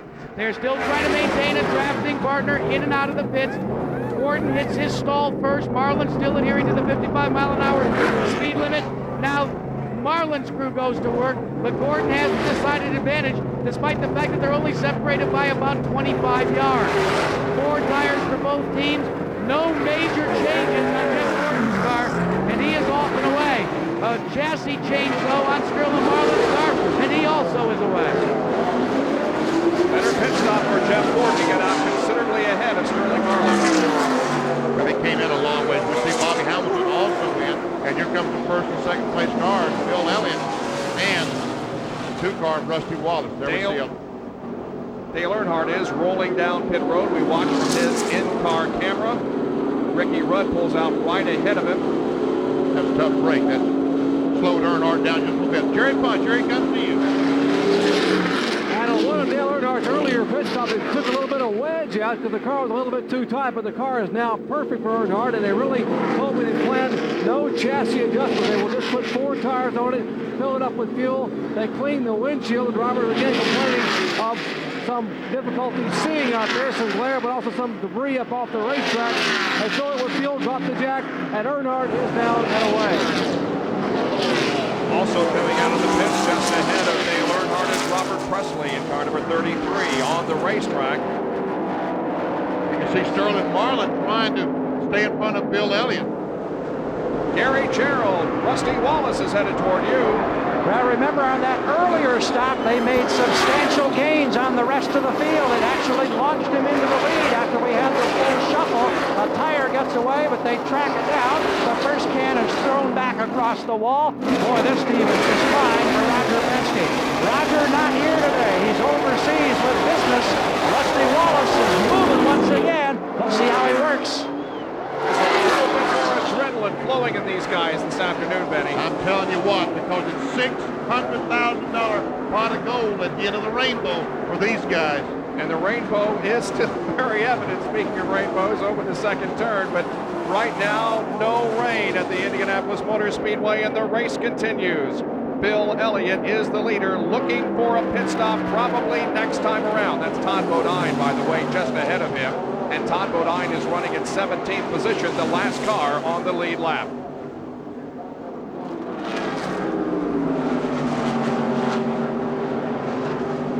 They move past the corporate suites over in turn number 2. We anticipate once again a pit stop by the leader, Bill Elliott, this time around. Todd Bodine wants to stay out there as long as he possibly can. All playing for a caution flag so far. For almost 100 laps have not had a caution flag so far. Will Elliott come in? Yes, he is. He's heading for pit road right now. Just at the last second, he brought the car down to the inside, got the brakes on, slammed him down into a 55-mile-an-hour range, and now Bill Elliott relinquishes the lead once again to make another pit stop. Jerry Punch. Bill Elliott is coming in. And the 1988 NASCAR champion brings his car down for what should be his next to last scheduled stop.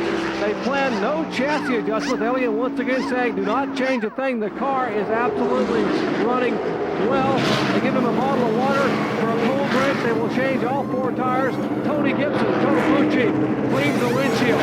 Sprays and cleaning on the windshield. One can being tossed back across. Thrown down left side. Jack cleans the car. Put both left front and left rear tires on. And he's after lug nuts. Once again, a problem with the left rear. Talking a second or two, but he is down and away.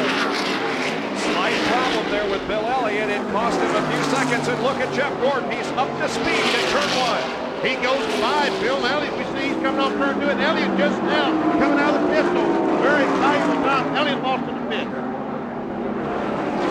Bill trying to get the car back up to speed on the warm-up lane. He'll rejoin the racetrack in the backstretch. At the moment, the leader of the race is Kenny Schrader, but he has not yet stopped for his third pit stop. 101 laps have been completed, and the leader was Kenny Schrader. However, he now brings the Budweiser Ford in for pit stop.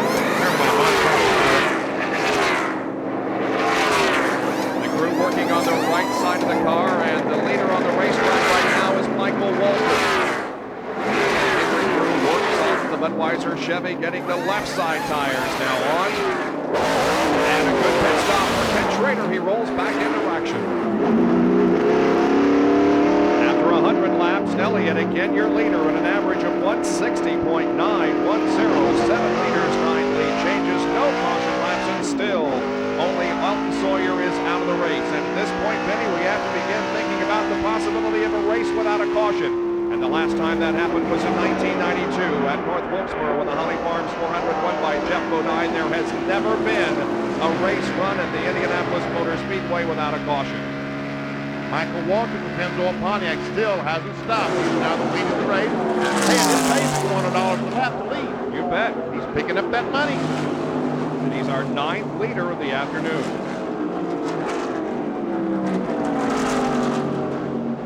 There we see Gordon, Wallace, Earnhardt. This is a battle for position between Rusty Wallace and Dale Earnhardt.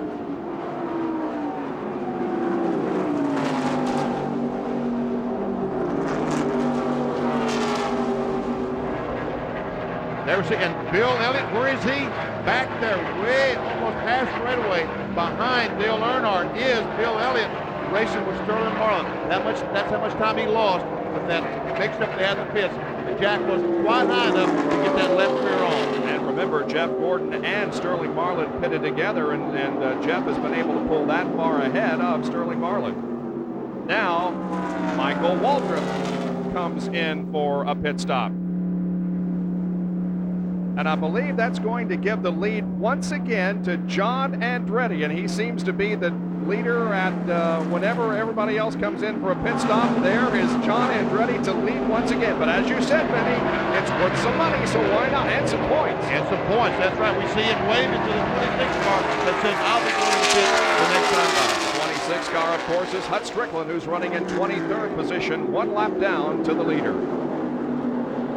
So John Andretti with the temporary lead here at the Indianapolis Motor Speedway, started in 23rd position. Back in a moment.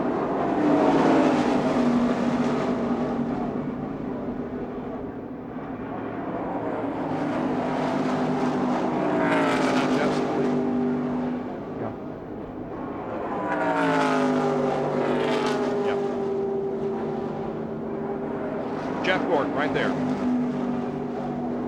Ahead of your camera. And this one's closer. Good stuff.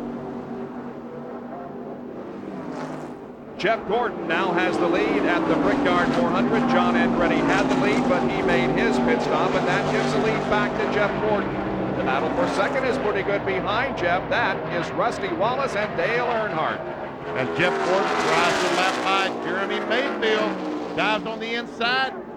He does put Jeremy another lap down. He's 2 laps down now. Jeremy Mayfield runs in 32nd position.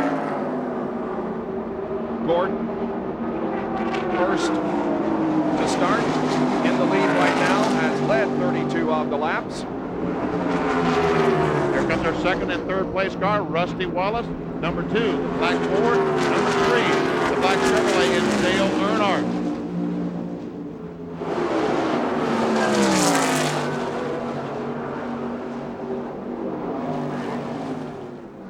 High overhead, Bud 1, the Budweiser blimp, travels 10 months out of the year, appearing at sporting events all across the country. This Bud's for you, and we're glad you could join us here for the second Brickyard 400. As we watch the leader, that's the second car is Jeff Gordon, the leader. The fourth car in line is Rusty Wallace, and Dale Earnhardt would be the 5th place car. And there we see Bill Elliott. You know, Bob, I don't know that Elliott will ever catch back up. He may be too far behind unless there's a caution flag. That pit stop was costly for Elliott. Jack Arute has a comment on Jeff Gordon. Well, Jeff Gordon, we checked with his crew chief, Ray Evernham, and they are very happy with the setup that's on the car right now. I posed the question as we approach what should be the final pit stop, if they would make any changes. He said, if the car stays the way it is, we'll go with what we've got and just change tires. On the other hand, Sterling Marlin, what they've been radioing to Sterling is just, go baby, go baby. Well, something does have to go some because he's fallen back to 5th spot. We understand that the number 12 car of Derek Hope, the straight arrow Ford, has gone to the garage area. Possibly the second car out of the race. We'll let you know a little bit later. Dale Earnhardt able to get around Jeremy Mayfield. And now Kyle Petty is between Jeff Gordon and Rusty Wallace, first and second, and there is Earnhardt in 3rd. Kyle Petty, car number 42, is a lap down in 30th position, now 2 laps down. There we see Kyle move over and let Rusty Wallace go by. And there comes Elliott. He's been able to drive away from the 4 cars. As a matter of fact, I started to say the 18 car had passed him, but he hasn't. There's the 18 car. Right now, 18 is currently in 7th place. That's Bobby Labonte. And here comes Mark Martin, who's in 8th spot, and Rick Mast right behind him in 9th. Good run for Rick. That paint job on Mark Martin's car looks a little strange. That's celebrating the 100th anniversary of Valvoline being involved in motorsports. And it may be the look for 1996, if they like it. Yeah. I said earlier that next week when we go to Watkins Glen, the car will be back to the original colors. All right, now Rusty Wallace is right on Jeff Gordon's tail. He's going to be able to pass him possibly. Down the straightaway comes Rusty, and yes, Wallace takes the lead.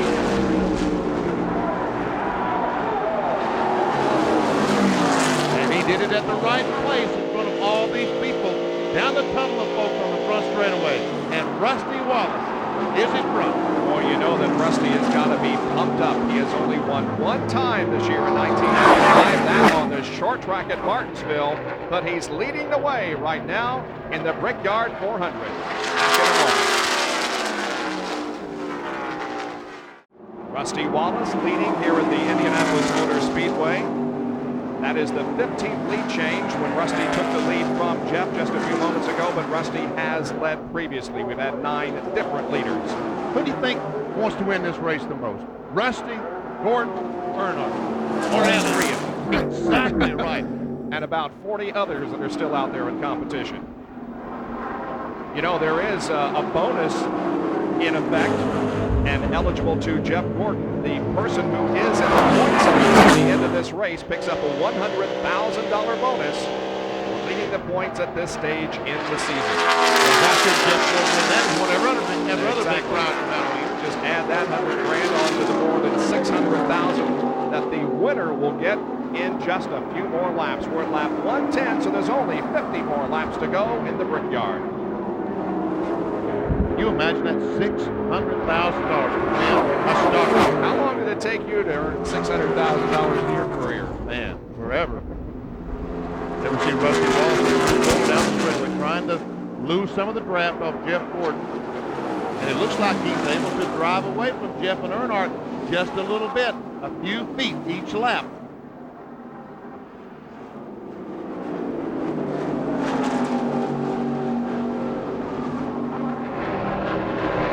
Rusty Wallace started in 12th position last year at the Brickyard, finished in 4th spot. He began this race in 24th position, but from the start he has had a steady progress to the front.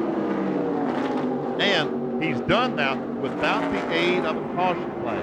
That's the amazing thing. You start in 24th, take the lead without a caution flag.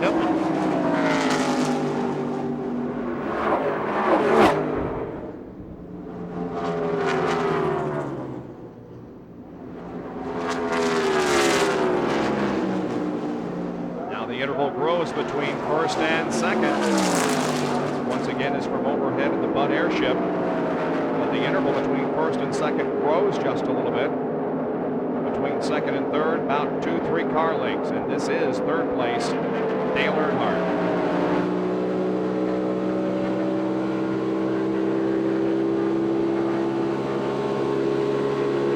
We talked about money earlier. Jeff Gordon has averaged over $48,000 in earnings in every start in his career. This is his 81st start, and that's the best average of all time in terms of money won.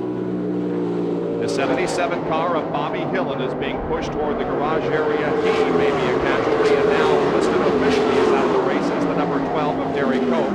So Sawyer and Cope, the only two officially out of the race. Bobby Hillin may join that list before too long. On the racetrack, they remain stable. Wallace, Gordon, and Earnhardt. Right now, Bill Elliott is 5 seconds behind Rusty Wallace. We'll try to keep track of this every few laps and see if Elliott is gaining or if he's losing to Rusty Wallace. 5 seconds. He is definitely to make up. But you know what? We're playing into, once again, some strategy at the end of the race. Will these teams change 2 tires, 4 tires? How much gas are they going to have? One can do it. Maybe one car will just put in some gasoline. What's going to be that strategy? The last pit stop if the caution flag is not waved. And there should be only one more before the end of the race if we continue to have a green condition on the speedway. Got a glimpse there just a moment ago of Bill Elliott, who is running in 4th position, but quite a ways behind 3rd place, Dale Earnhardt. 5.2 seconds now, Ben. He lost 2/10 of a second that lap to Rusty Wallace, so appears as though Rusty Wallace is the fastest car and rightfully deserves to be in the front of this field. So there may be a Roger Penske-owned car in victory lane at the Indianapolis Motor Speedway in 1995 after all. Rusty is your leader. Derek, what freak out? Well, I think we had some motor problems. We were running along pretty good and trying to make our way to the front, get a little track position when the caution come out, and I think we broke a valve in the motor. So, running this late in the day, what's the glare like inside the race car? There's a little bit of glare off the other cars, coming through the short chute over there and stuff, but really it's not too bad yet. If the guys wore a little bit of a light smoke shield, they won't have any problem with it. Now you got to pick a winner for me. Well, I tell you, I look like Gordon was the first guy that caught me when the motor started to go sour, and he's looking pretty stout, I wish we had a straight arrow Ford out there, but maybe next time. Second guy to DNF today, guys. Storas More powerful at the moment, however, is Rusty Wallace. Just a tick. Just 25 laps to go. There was a slight change regarding spoilers coming into this race. They had to be up at what, 65 degrees? 65 degrees. All cars have to be, that blade, that angle right there has to be a minimum of 65 degrees. And that will be checked very closely at the end of the race. At the end of this race, all cars will have to maintain that, or I don't know what the penalty would be, but it'll be severe, whatever. Maybe $600,000 fine if the winner should be less than 65 degrees. Once again, Rusty Wallace coming up on some slower traffic now, moving down the backstretch. Dale Earnhardt started this race in 13th position. He's 1.4 seconds behind the leader in third. A brand new race car. They came here, they tested, they did not like the results, went home, built a brand new car for this racetrack. They want this championship and this race badly. Yeah, they want the championship real badly. It would be his 8th and an all-time record, breaking the tie he currently has with Richard Petty with 7 NASCAR Winston Cup championships. 43 laps to go. Brickyard 400. Jack Arute is now with Bobby Hillen, who's officially out. They're starting to drop like flies. Bobby, what put you out? Well, I think it was broke from the start. I was getting bad fumes in the car, and it was pushing real bad. It was down on power, and something in the motor must have been broke from the beginning, and then it finally broke a valve, I think, altogether. So just wasn't too good a day. Tough one for you. Tell us about the first time you came to the Indianapolis Speedway. Well, I was in the trunk of my dad's car. I was about 11 years old. He had a car racing in the race and said he needed to get some in the garage area, and they said okay. He pulled up and unloaded me out of the trunk, and that's how I got in here. What a difference a bunch of years make. Bobby Hillen started 17th, is currently out for the Brickyard 400, and may finish in 39th position. Earnhardt has certainly caught up to Jeff Gordon. He's right on his back bumper. As a matter of fact, he needs to get in front of Jeff Gordon and he looks on the inside. Oh, I thought he had the door of opportunity open for him right there, but he could not take advantage of it, and Jeff holds second. You can hear the drivers getting off the accelerator as and then hard on it all the way down the backstretch. Pressing that throttle as hard as they possibly can. And down at the turn 3, they'll back off the throttle and hit the brakes. About right here. They're on the brakes now. And there's the glare that is a definite problem. Boy, that's blinding there in the short chute. And maybe it'll go behind that stand pretty soon, and that will help the situation a great deal.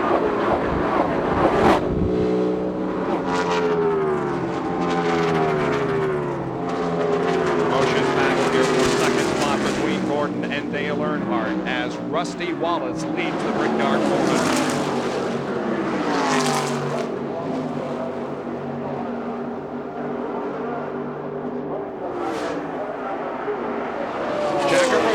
On Jeff Gordon. Well, Bob, the handles have gone away just a bit on Jeff Gordon's car, but what they've done is radioed to him, just hang in there. We can make the fix on the final stop. The word we're getting is the fix will be a simple adjustment in tire pressure.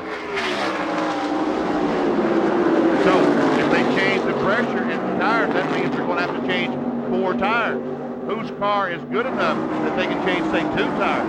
Or gas only? Boy, I tell you, this is really turning out to be some kind of chess game. It could all come down to pit road strategy as well as who is the best out there on the racetrack. At the moment, it is Rusty Wallace over Gordon, Earnhardt, Elliott, and Sterling Marlin.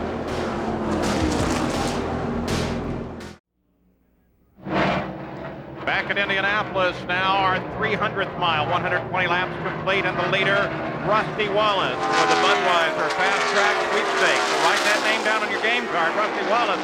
You can take the checkered flag for Race Fans Fantasy. You could win trips for 2, going to the biggest racing events in 1996. So stay tuned now for the final lap. Rusty Wallace out in front of Jeff Gordon. Earnhardt runs third. We've had a green flag all the way, and the final pit stop of the run should be coming up shortly. What will they do? No change of tires, 4 tires, 2 tires. It's turning out to be a spectacular run. And you just saw Rusty Wallace put a lap on the 31 car of Ward Burton. He was in 22nd position. There are 21 now on the lead lap, and Darrell Waltrip will be the next to go right behind you. And the interval between first and second has opened up. There comes Bill Elliott, who's running fourth. I don't know that he's gaining on Rusty Wallace, but obviously he is gaining on Earnhardt and Jeff Gordon. There is Bill, who has led a considerable number of laps in this event. Bob, isn't it interesting that each 100-mile leader has been a different driver? Yes. I'm not going to tell those players who they are, but every 100-mile leader has been a different driver. Yep. Bobby Hamilton continues to run well. He's running right behind Sterling Marlin. That's fifth and sixth. Here's the race summary after 120 laps. The average speed is 160.980. Rusty Wallace in the lead. 14 lead changes among 9 drivers. 3 cars are out of the race. There is 7, 8, 9, and 10. Labonte, Martin, Smith, and Jarrett. There's races all over this racetrack. Bill Elliott, by the way, continues at the moment to have led the most laps so far today. He's led 46. Jeff Gordon, 35. And, of course, the current leader is Rusty Wallace. Labonte, Mark Martin, now Dale Jarrett trying to track those guys down. Once again, Labonte, Interstate Battery Cars in 7th, Mark Martin in 8th, Rick Masters 9th, and Dale Jarrett, the Texaco car, is in 10th place.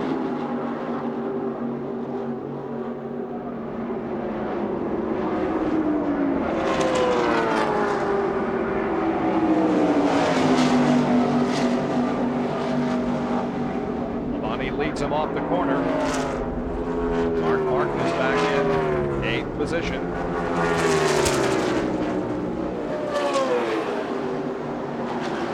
Shadows now cover the entire straightaway and in fact reach into the infield grandstands along the main straightaway. White sunshine continues to hold for us, and it looks like indeed we will be able to get the entire distance in as only 37 laps remain in this race. Well, you know, everyone would say, well, why would they not be concerned about starting the race at 4 o'clock? They obviously could get all the race in. Folks, there's probably 300,000 people here in attendance.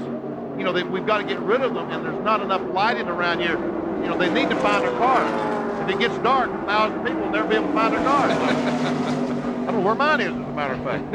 And, you know, several people come here and buy a plane ticket perhaps back on Sunday, and it was just the best interest of everybody that this race get in today. And boy, they went till the very, very last opportunity before the track dried and they got the cars out there, but it is apparently going to go the full distance. Dale Jarrett started 26th, has moved up to 10th position. A great race for Dale Jarrett as Mark Martin moves alongside Bobby Labonte. Now we're back up front as Rusty Wallace continues to lead. Jeff Gordon is second, and we're riding with third place Dale Earnhardt, and the glare is just as bad there in the short chute between turns 3 and 4. The sun has not yet gone behind the 4th turn grandstands. I'm Bob Jenkins, along with Paul Page, Benny Parsons, Jack Arute, Jerry Punch, and Gary Gerald with coverage of the second Brickyard 400 from the Indianapolis Motor Speedway. We're watching second and third right here. Jeff Gordon and Dale Earnhardt. The leader of the race is Rusty Wallace. Jack Arute has a report on Jeff. Well, Jeff Gordon is not a happy driver right now, gentlemen. He's just been crying to his crew chief, we're going to lose this race. This car is junk. And Ray Evernham, ever the calm one, said, don't worry about it. We'll fix it in 4 laps. That's when they're going to pit for their final time. You know, it's often been said, Jeff will admit it, Ray will tell you that one of Ray Evernham's major jobs during a race is to keep Jeff Gordon calm, and that's exactly what he's doing right now. Hey, I just said earlier in the show, he's 24 years old yesterday. He's a young man, excitable. Hey, he wants to win this thing badly. I used to be the same way. Nice, calm guy. Would you believe I used to get excited? I can't imagine you getting excited about anything. Schrader has made a pit stop. That would be obviously his final pit stop for Budweiser Chevrolet. He goes back on the racetrack. And Bill Elliott has caught the second and third place car, Jeff Gordon and Dale Earnhardt. There we see Elliott with a Donaldson car in 4th place. And we see him sticking his hand out the window. I don't know if he's warming the car or was that a signal to the pit crew. Well, we are within the window of final pit stop opportunity with 34 laps to go. And so we will be seeing some final pit stops occurring soon, and Jeff Gordon is going to make one. He drops off the groove and heads down for the pit area. Jeff Gordon relinquishes second position to make what should be his final pit stop on this Brickyard 400.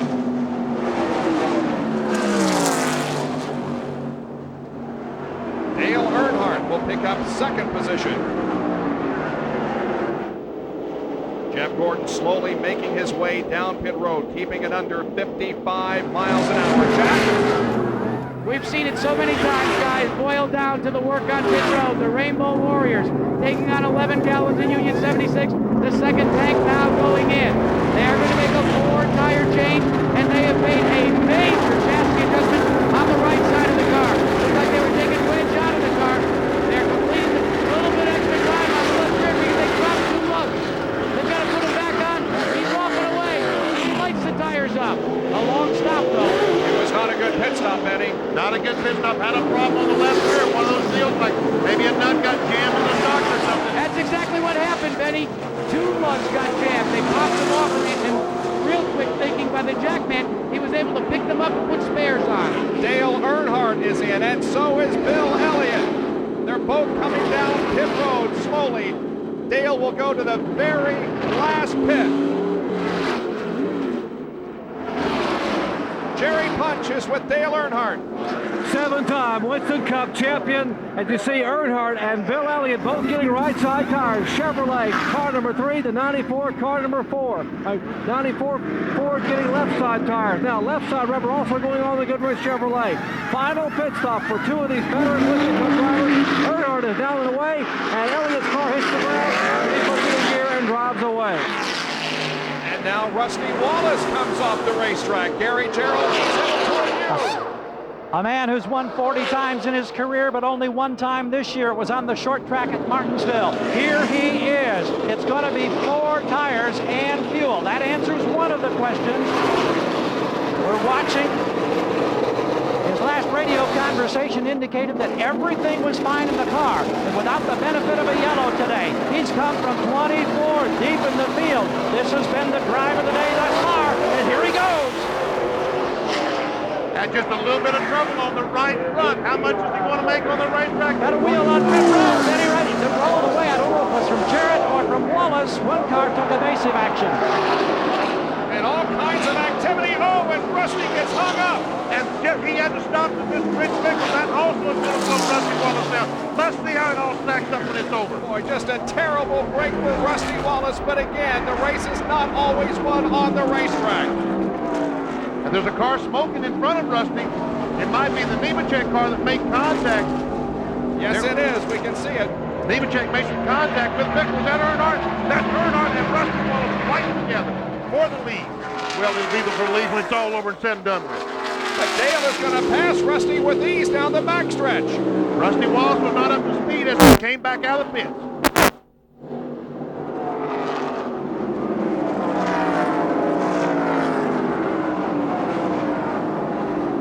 So we settle down now for the final laps of the Brickyard 400 here at the Indianapolis Motor Speedway.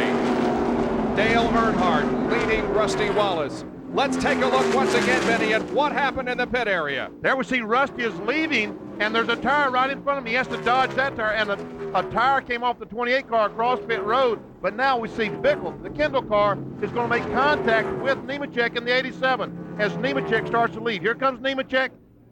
Boom, he runs right in the side of Bickle. Now Rusty has to slow to avoid these cars, and a tire comes off the 43 car almost in the side of Rusty Wallace.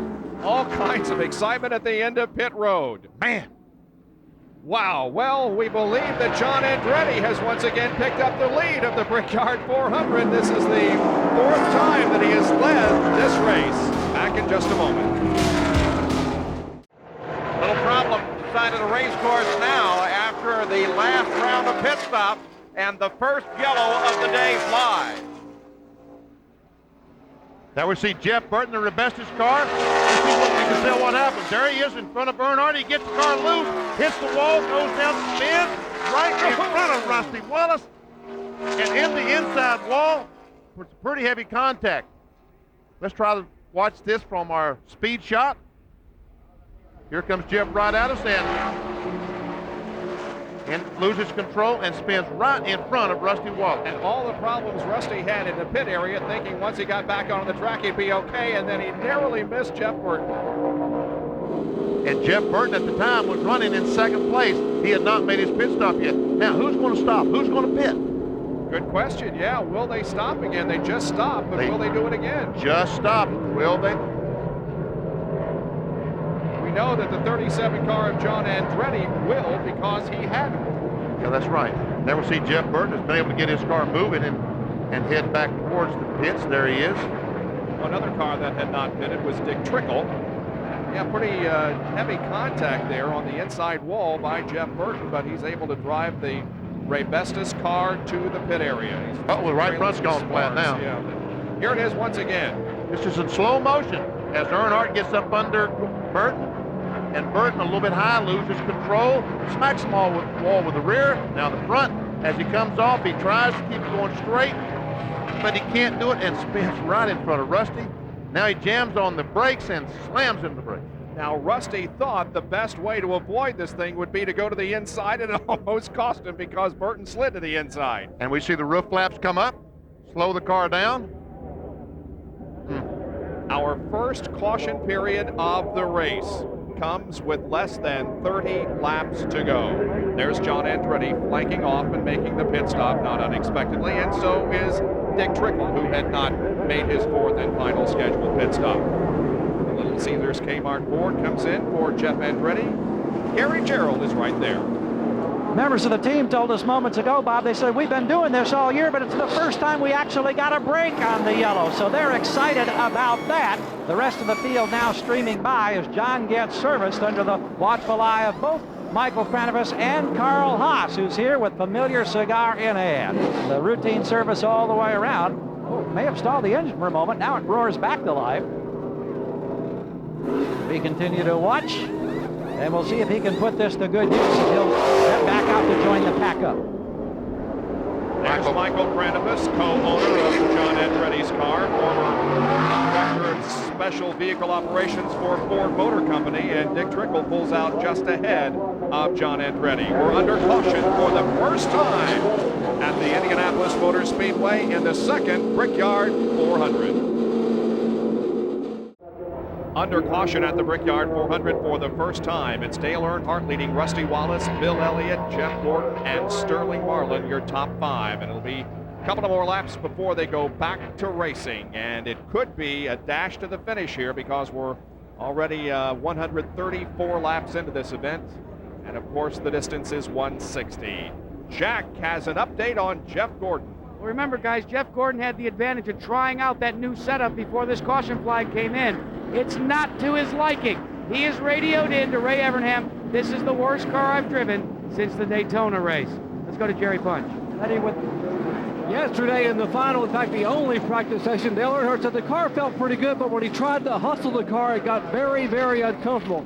He told the guys we need to fix the car. So this morning, Andy Petrie and the Goodrich crew changed about everything. They changed springs, they changed shocks, they changed track bar height. They even adjusted the front fenders and said now all that work is going to come to bear. We're going to see if what we did will make a difference when we try to hustle the car these last 26 laps. Let's go to Gary Gerald.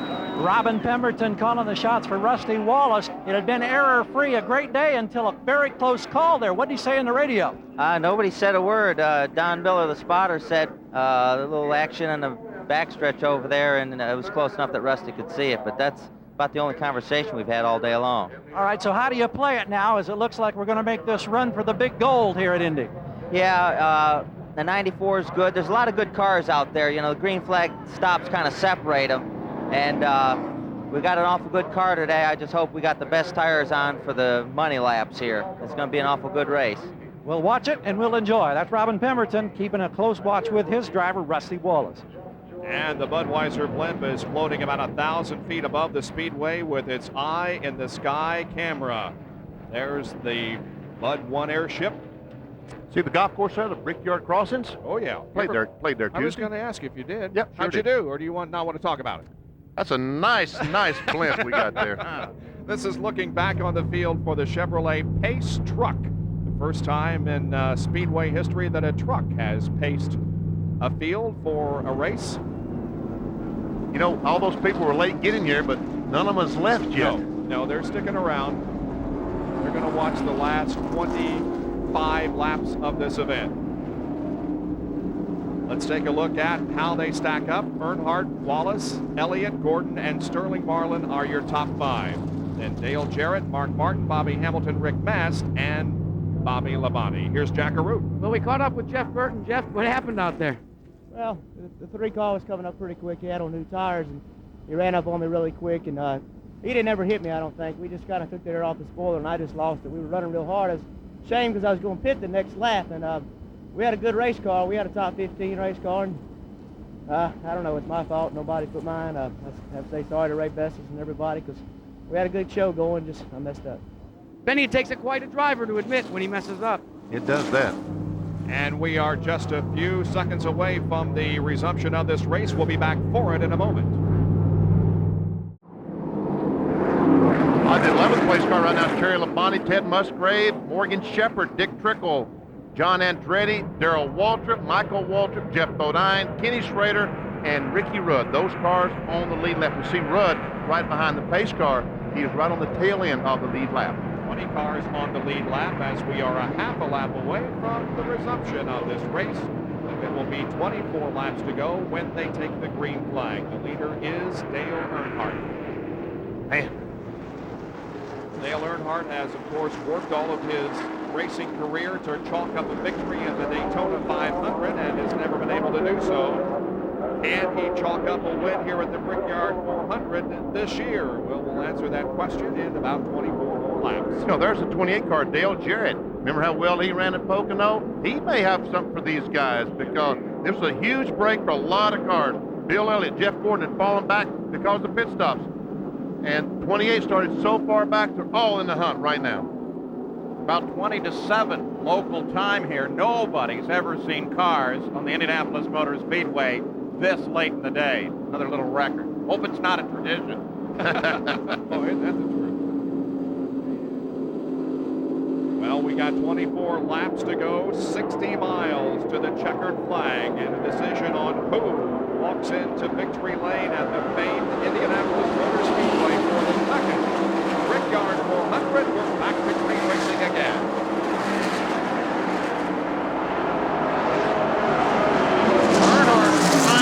Does beat Ford Burton down in the corner. I thought I saw some smoke, Benny. I think they touched Ford Burton and Dale Earnhardt. It was awfully close. Rusty Wallace trying to get to the inside. Elliott is able to do it. But Earnhardt now has got a 15-car length advantage on Wallace. They head down the backstretch and they begin to fan out and pick up positions.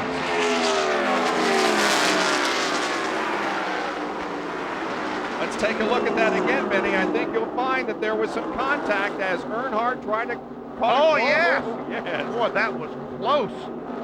Man, oh, man. Cut across the bow of the 31 car and made some contact. And Dale Jarrett was able to get by Jeff Gordon down the backstretch. Gordon was right. He has a bad race car, or what appears to be an ill-handling race car at the moment. Rusty Wallace on the inside of Ward Burton, trying to catch Earnhardt, the leader of the race. And now there are no cars between first and second. The car leading right now at this line of cars is the number 10 car of Ricky Rudd, and he is in 20th position, the last car on the lead lap. There is the leader, and the second place, Rusty Wallace. And there are no cars between them now.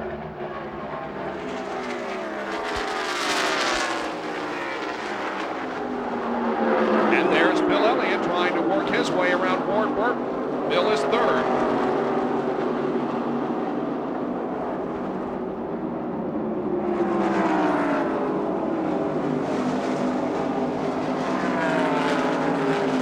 Earnhardt, it looks like, has pulled away a little bit from Rusty as Elliott continues to work on Ward Burton.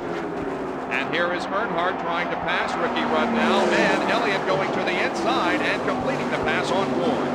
I think that Ward just moved over and let Bill Elliott go by. Said Elliott was on the lead lap and trying to catch these cars. He said, go ahead, Bill. And indeed, Dale Earnhardt was able to pass Ricky Rudd, and so Rudd is a lap down in 20th. 19 cars on the lead lap, and just as importantly, it puts a car between first and second. You see Dale Jarrett trying to get by Mike Wallace. He now is the 1, 2, 3, 4th place car. Jarrett is 4th. Jeff Gordon is 5th. Marlin is 6th. Mark Martin 7th. Rick Mast 8th. Bobby Labonte 9th. And Bobby Hamilton is running 10th. Here's Marlin making a move down the front straightaway. As from overhead, we see 1st and 2nd separated by Ricky Rudd. And now Rusty Wallace will go to the outside of Rudd in the short chute between 1 and 2. And now again, there are no cars between 1st and 2nd. Once again, that was a move that Ricky Rudd, being the gentleman he is, moved over and did not impede the progress of Rusty Wallace. Neither did he impede the progress of Dale Earnhardt. There are 12.4 seconds separating the first 19 cars.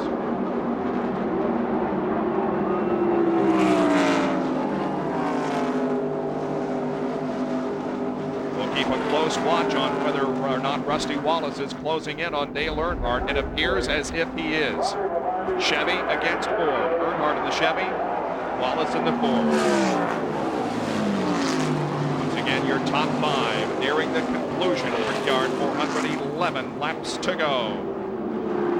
And Rusty Wallace catch Dale Earnhardt, or will the 7-time NASCAR Winston Cup champion be able to win this race?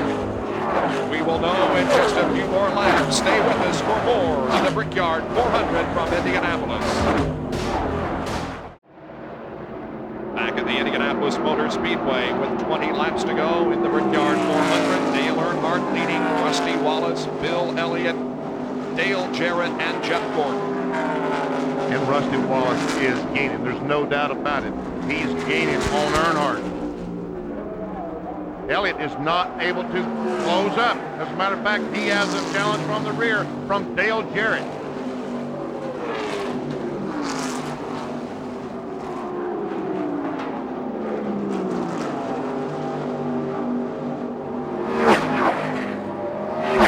Elliott and Jarrett. They've got a battle of their own going on. That's for 3rd place. Great run for Dale Jarrett here this afternoon.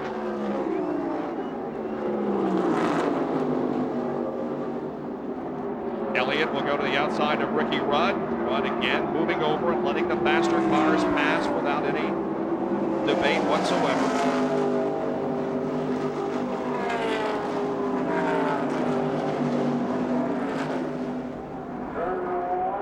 Rusty Wallace is just a couple of car lengths, just 2 car lengths behind Dale Earnhardt, and it might be 1. Wallace closing in on Dale Earnhardt for the lead of the Brickyard 400. They're in turn 2, headed down the back stretch right now. 18 more laps to go, actually about 17 and a half right now. Gary Gerald has a report on Rusty Wallace. I'm just interested in Benny's and your observations, Bob, on the fact that Rusty revealed this week, that he was concerned about Chevy's dominance this year in Winston Cup, having won 14 of 18. They built up a Chevy. He'll go to the wind tunnel to try to find out why they had the advantage, and maybe they could incorporate it into the Ford bodywork. Is it paying off right now? That's what I'm wondering. Good point. I had no idea. I read in the paper this week that Rusty and the crew had built in Monte Carlo. Yeah, I think that was a surprise to everybody. Watching now the battle for 3rd position between Bill Elliott and Dale Jarrett. Well, today we've seen 2 really great charges from back in the field. One of them is that 28 car of Dale Jarrett, who started 26 and now runs 4th. The other one, of course, is in fact Rusty Wallace, who started 24th and now chases Dale Earnhardt in 2nd place. You can see there's 17 laps to go. Can Rusty Wallace catch Dale Earnhardt? Hey, he was right on his back bumper. Now he's 6-8 car lengths behind Dale Earnhardt. Yes, indeed. Earnhardt has pulled away from Rusty Wallace, but the battle for 3rd continues to be a good one as Dale Jarrett continues to hound that 94 car of Bill Elliott. Now there are 16 laps to go.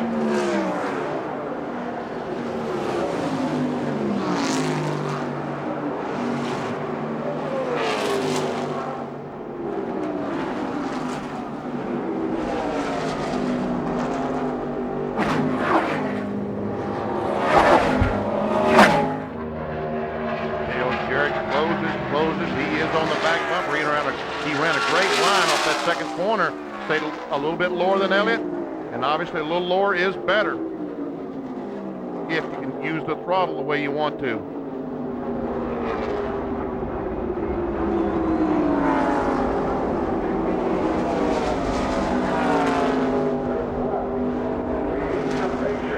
Here they come down the front straightaway. Once again, crossing the start-finish line, Earnhardt, Wallace, Elliott, and Jarrett. Back in 5th position and not a factor at the moment is Jeff Gordon. So it appears as if right now that Gordon's quest to win 2 in a row here in Indianapolis and do it from the pole position this year, picking up $7,600 in unit count bonus money will not come true. But let's wait for another 15 laps to make that statement for sure. And Mark Martin has quietly moved into 6th spot. He's valving forward. Jarrett got a good run off of Bill Elliott there in the corner. Car is really working. That Texaco car working awfully well off the corner. He can capitalize right here. He's got a great run. Yeah, he does. Maybe he'll slingshot around here after he picks up a little bit of the draft. Can't make it. Nope. So now the laps wind down with 15 to go in Indianapolis with Dale Earnhardt leading. On a sunshiny evening in Indianapolis after a day of rain, we're down to the final 14 laps of competition in the Brickyard 400. It's Dale Earnhardt and Rusty Wallace running 1st and 2nd, and this battle for 3rd, Elliott and Jarrett. Elliott holding on to that 3rd spot, but once again, Dale Jarrett gets a good run in the 3rd corner, but cannot capitalize.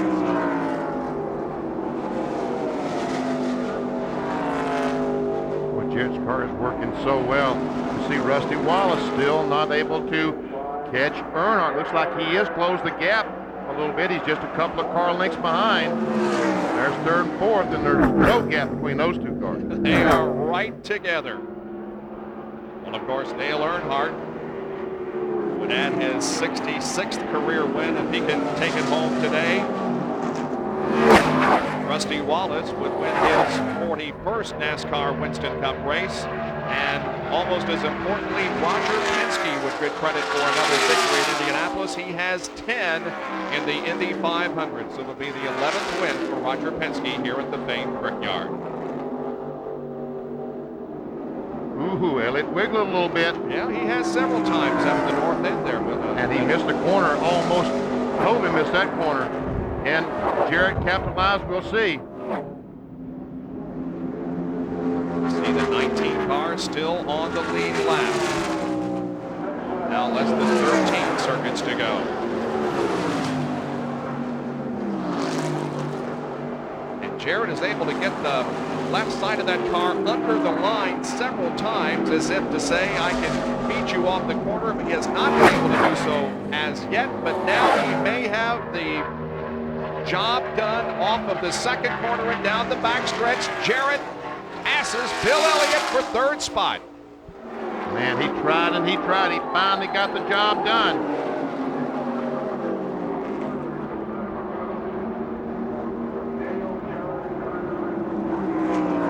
So Dale Jarrett now moves to 3rd position and Bill Elliott goes back to 4th. Jarrett has his sights set up ahead. The back end of Rusty Wallace's car and Dale Earnhardt's. Man, these cars are evenly matched.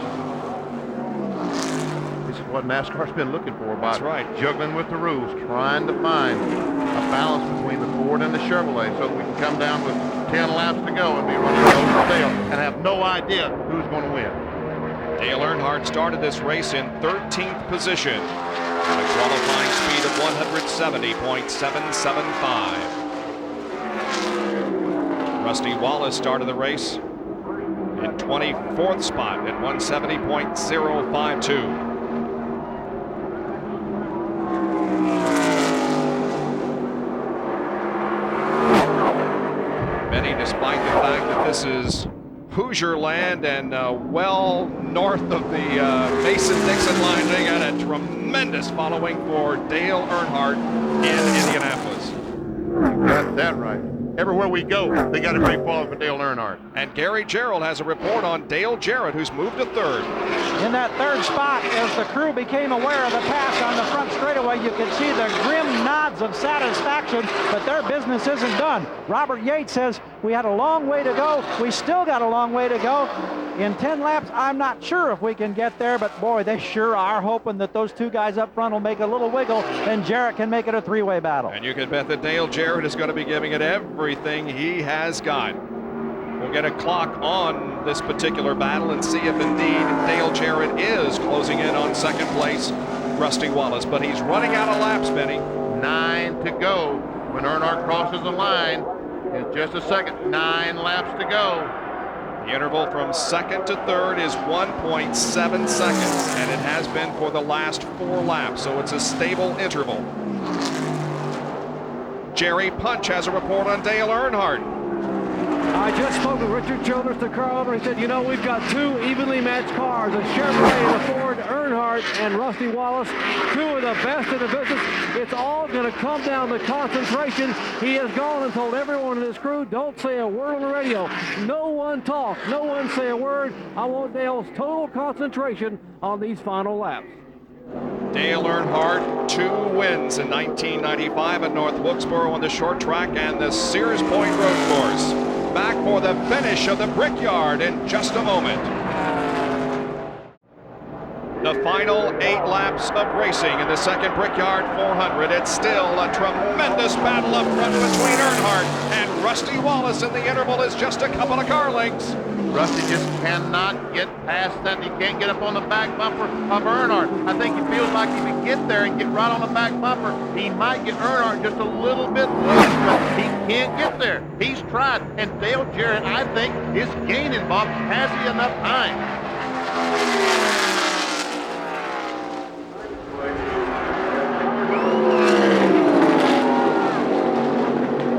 Dale Earnhardt will be very, very difficult to pass in these last 7 laps.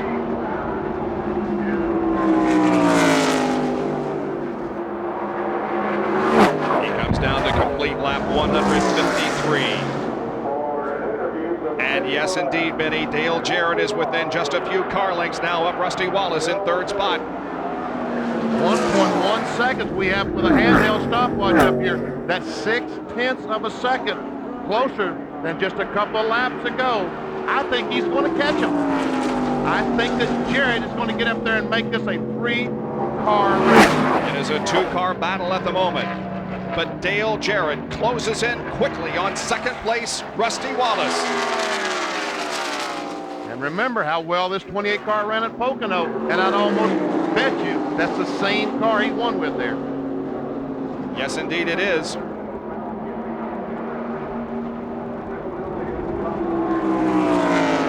Jerry Punch has more on Dale Jarrett. Well, Benny, answering your question, not only is it the same race car, it's the same everything. The crew said we are so superstitious. Doug Yates told me we brought the exact same engine. We just rebuilt it, freshened it up a little bit. We said we want the same car, the same engine, the same everything, and maybe we'll have the same result. Well, they're close.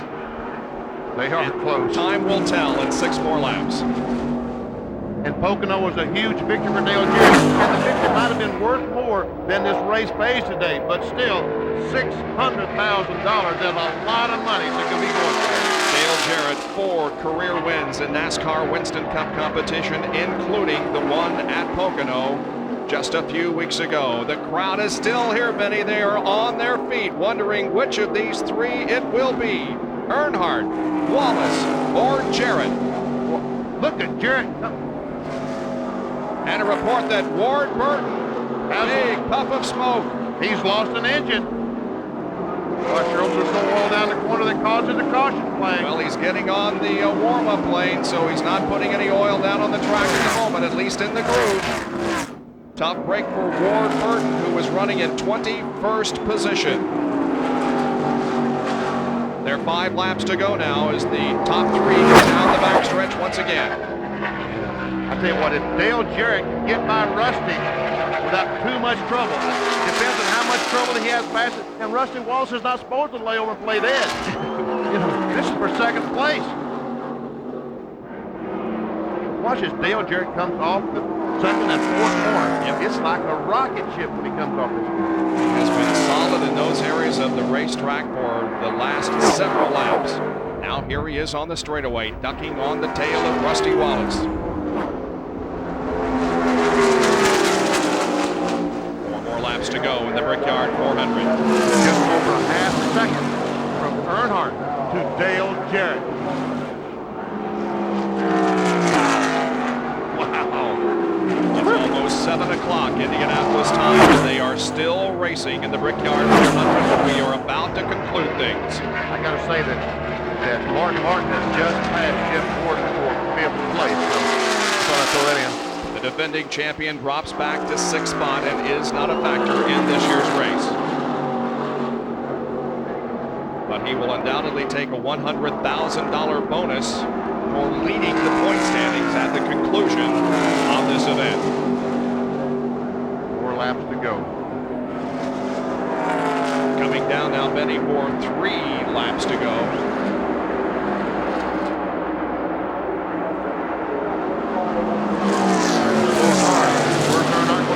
Looks like he's going to catch him in a good spot. Yes. He'll be able to get by. All the cars will be able to get by. Not slow their progress.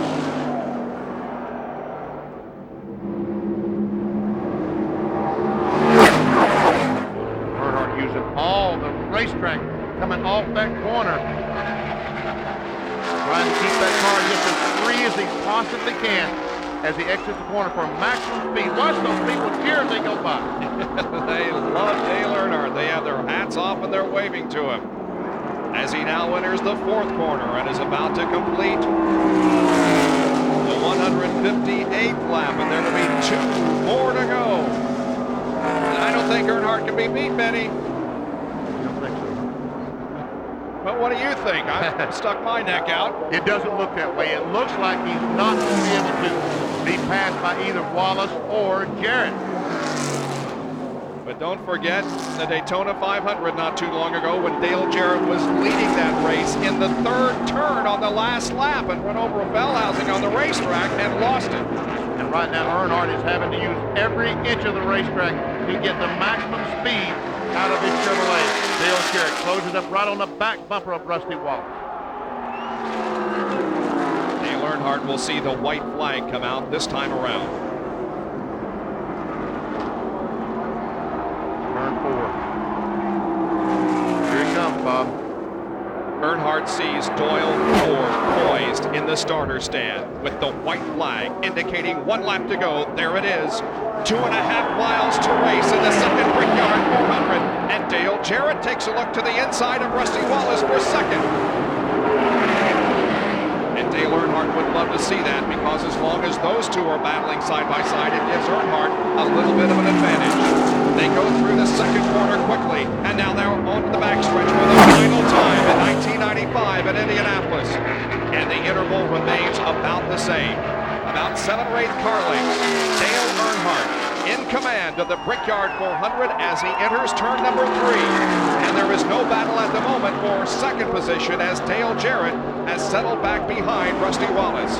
And now for the final time, they come through corner number 4. Dale Earnhardt enters the straightaway and looks for the checkered flag this time, and he sees it. Dale Earnhardt has won the second Brickyard 400.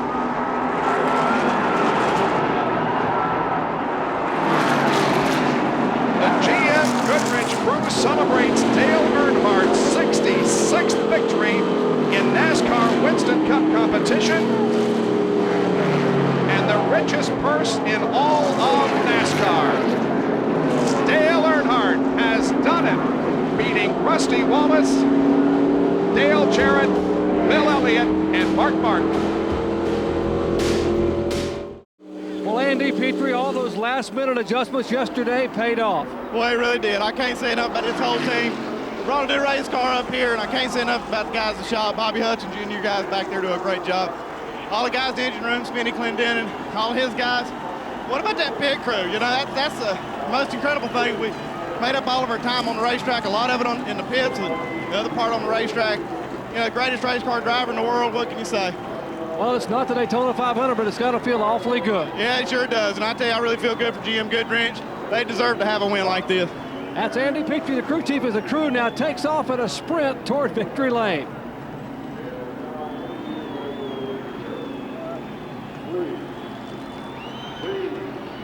Well, as Dale Earnhardt rolls down toward winner's circle, this is it, your last chance to win. The winner of the Brickyard 400 is Dale Earnhardt. So write Dale Earnhardt down on your Budweiser Fast Track Sweepstakes game card and send it in. You can race off to next year's Brickyard 400 along with other events. We want to thank you for playing, and remember to send in your game card. It's been brought to you by Budweiser, the king of beers. No purchase necessary, must be 21 or older to enter. See the official rules for details. So Dale Earnhardt becomes the second winner of the Brickyard 400, and he pulls up into winner's circle just in front of the master control tower here as the sun begins to set in Indianapolis. Let's go to Jen. Well, the first thing that Dale Earnhardt said on the radio after he crossed the start-finish line here to win the Brickyard 400 to his crew is, "You did a great job, guys." The second thing, "I guess I'm not too old yet to win here at Indianapolis." Taking some brick juice now, trying to get his composure back, because this was a long day, not only for his crew, but for Dale Earnhardt. But there's the classic Earnhardt smile. The man in black is just waiting to exit the car to the cheers of some 300,000 people that have assembled this afternoon to witness the second annual Brickyard 400. Now Earnhardt's got the helmet off. He'll be exiting the car shortly. This is unbelievable. Dale Earnhardt brings a totally new car here to the Indianapolis Motor Speedway and finds his way to victory lane. Now he gets out of the car to the cheers of the assembled throng and the congratulations of his crew. Dale, you've won the PPG Cup. You're the winner of the Brickyard 400. You said on the radio to your crew, "I guess I'm not too old to win here." Well, I tell you, Chevrolet and Jim Goodrich done a great job. I tell you, Richard and all the guys back at the shop, in the fab shop, I can't thank them enough. Put a great race car together, a brand new car. Just had about 40 laps of practice on her before the race. To go out and win this race with this car is great. What a gamble for you guys, though. Like yesterday, making all of those changes, having to battle with the weather, and not really sure whether you're even going to get some practice to shake it down. Well, we even made some changes this morning, I'll be honest with you, but his race car, his crew, they are to beat when they're right, and his right today. I was better out front than it was. Getting the congratulations from Mary George. I was better out front than it was behind, and when I got behind, it was push, and it just wouldn't go as good. I go out front, and it was real good. I could go better out front, so that's the place I wanted to be. We beat them out of pits there, on that green flag stop, and into caution, we had track position. So you had a close call out there, though. Yeah, the 8 car wrecked in front of us, but. And there's Richard Childress coming in to congratulate his driver, and this is the celebration. We're tangled up in the cord, and one of the things that is a tradition here with the PPG Cup for winning the Brickyard 400 is a special commemorative silver brick, and the president of the Indianapolis Motor Speedway, Tony George, is here to make the presentation, and I know you've been waiting for one of these. Tony? Dale, congratulations. Well-deserved victory, and I know what we talked about earlier, and we'll both forget that conversation. I'm happy to present you with this PPG trophy, commemorating your win today. Well, thank you, Tony. Y'all got a great family and a great racetrack tradition up here. I'm glad I'm the second man that won, and if not the first. We really appreciate it. And NASCAR, I guarantee you NASCAR is happy to be here. Now, what about the Daytona 500? You haven't won that one, but now you can walk around and say, "Hey, man, I've won Indianapolis." Yeah, and just 2 of us have done it. Well, it's a pretty neat deal. We've never won the Daytona 500, but the Brickyard's a special race. I think it's the next to it, so we'll take it. Let's go back to the tower.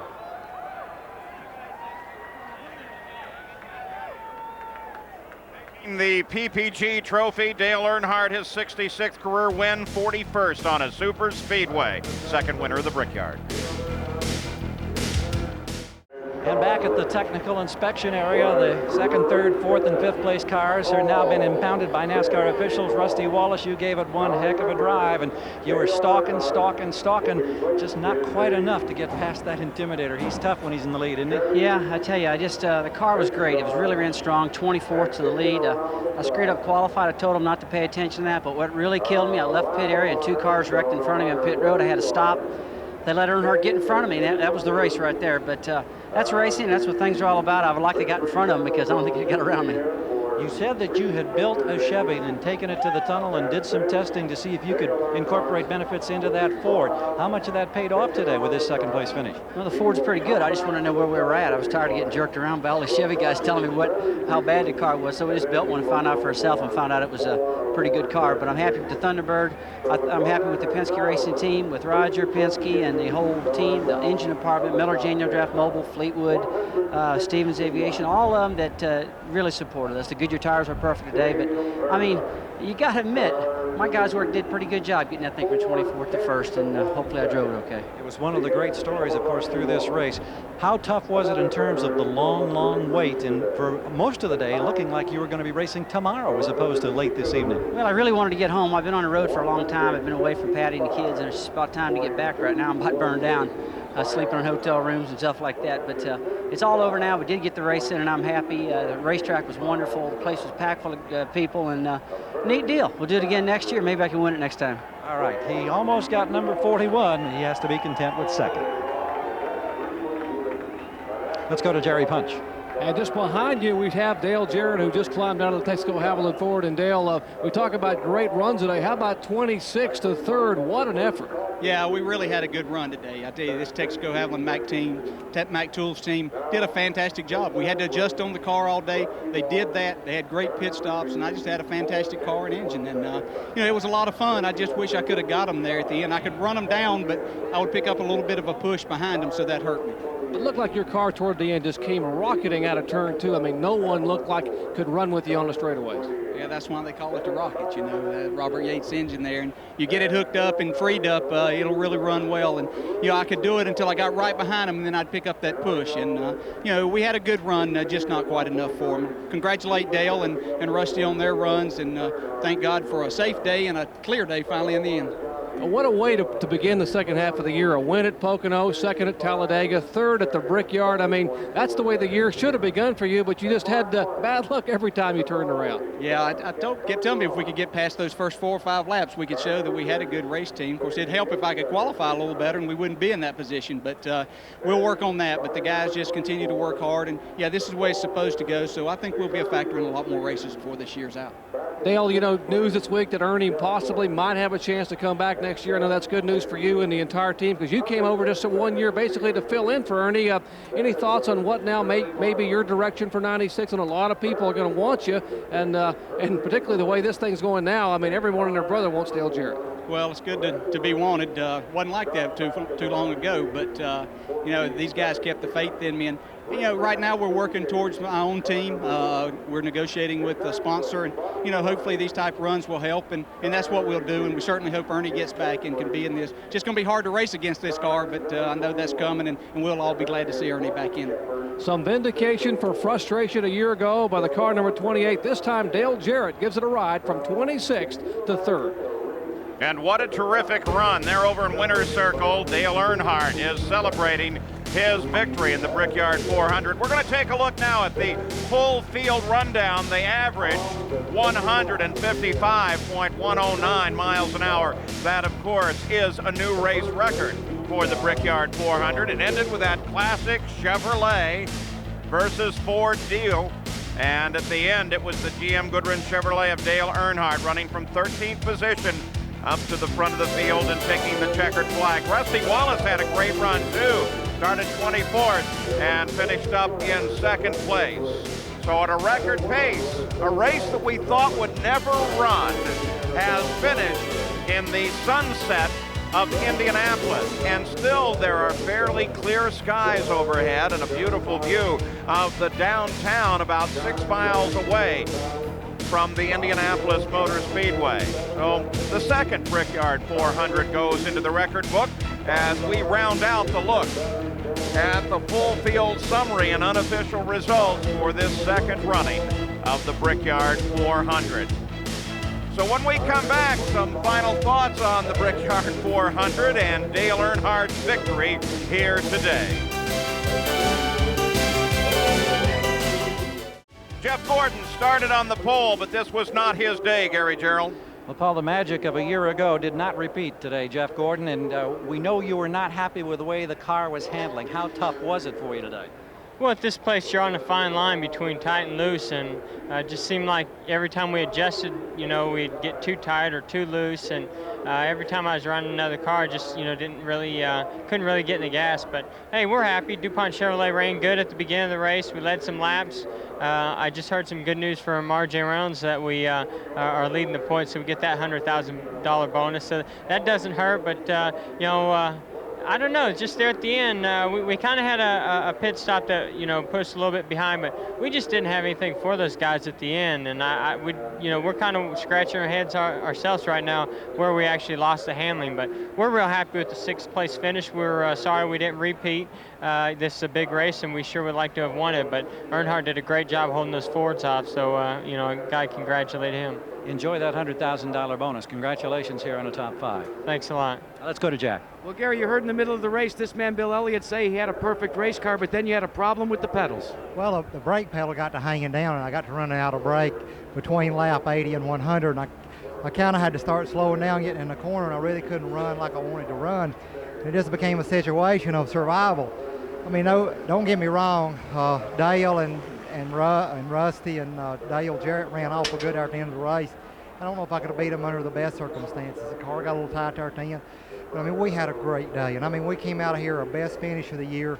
It was one place we wanted to strive and run well, you know, from McDonald's, Coca-Cola, Amoco, Reese's, Ford, all the guys. And I mean, we come out of here with a good finish and a good momentum for the rest of the season. Well, that's what he needs, some momentum. Let's check in with Jerry Punch. Well, Mark Martin, from 14th to 5th, a consistent run pays off for you. Well, it was like winning for us. We were off today with a Valvoline car, and we were a little bit faster than almost all of them, but there was a few of them that maybe were better, and we had a long green spell and got up to 5th. After banging the wall early in the week, Paul, he's able to come back and get a top 5 finish, and like he said, it's almost like a victory for the Valvoline team. All right, so Jeff Gordon finishes in 6th, Mark Martin 5th, then Elliott, Jarrett, Rusty Wallace, and of course Dale Earnhardt takes the win. Average speed at 155.109. 17 different lead changes among 11 different leaders, and 1 caution lap. We thought we weren't going to get that one in. That one Jeff Burton got against the wall. So we take a look now at how the points are. Well, they really remain for the most part unchanged, but boy, this is a terrific and very tight battle. Jeff Gordon recognizes he leads the points right now, followed by Sterling Marlin and Dale Earnhardt as they came into this race. Remainder of those Winston Cup points. Great call once again, Bob Jenkins, Benny Parsons. Thank you, Paul. Well, the magic that is Indianapolis is over for another year. The Speedway, for the most part, will sit silent now until the Indianapolis 500 in May. But I'll tell you, after seeing 2 Brickyard 400s, I can't wait for 365 days, Benny, and we'll be doing it again. You know, Dale Earnhardt deserved to win this race today. He deserved the money. But, I mean, how can we call Rusty Wallace and Dale Jarrett and Bill Elliott losers? We have to because they in fact lost, but it's a shame that we have to do that because they made such great runs. Well, there's a sight that you have never seen at Indianapolis, the setting sun on Winner's Circle as Dale Earnhardt has taken the victory. Coming up next here on ESPN, the LPGA McCall's Classic. So stay with us for that.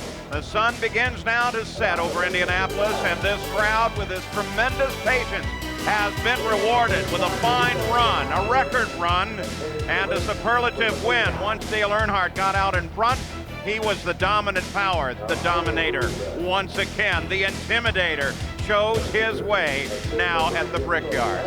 We thank you all for joining us here as Dale Earnhardt takes the PPG Trophy. I'm Paul Page for Bob Jenkins, Benny Parsons, Jack Arute, Gary Gerald, and Jerry Punch. Thanks for joining us.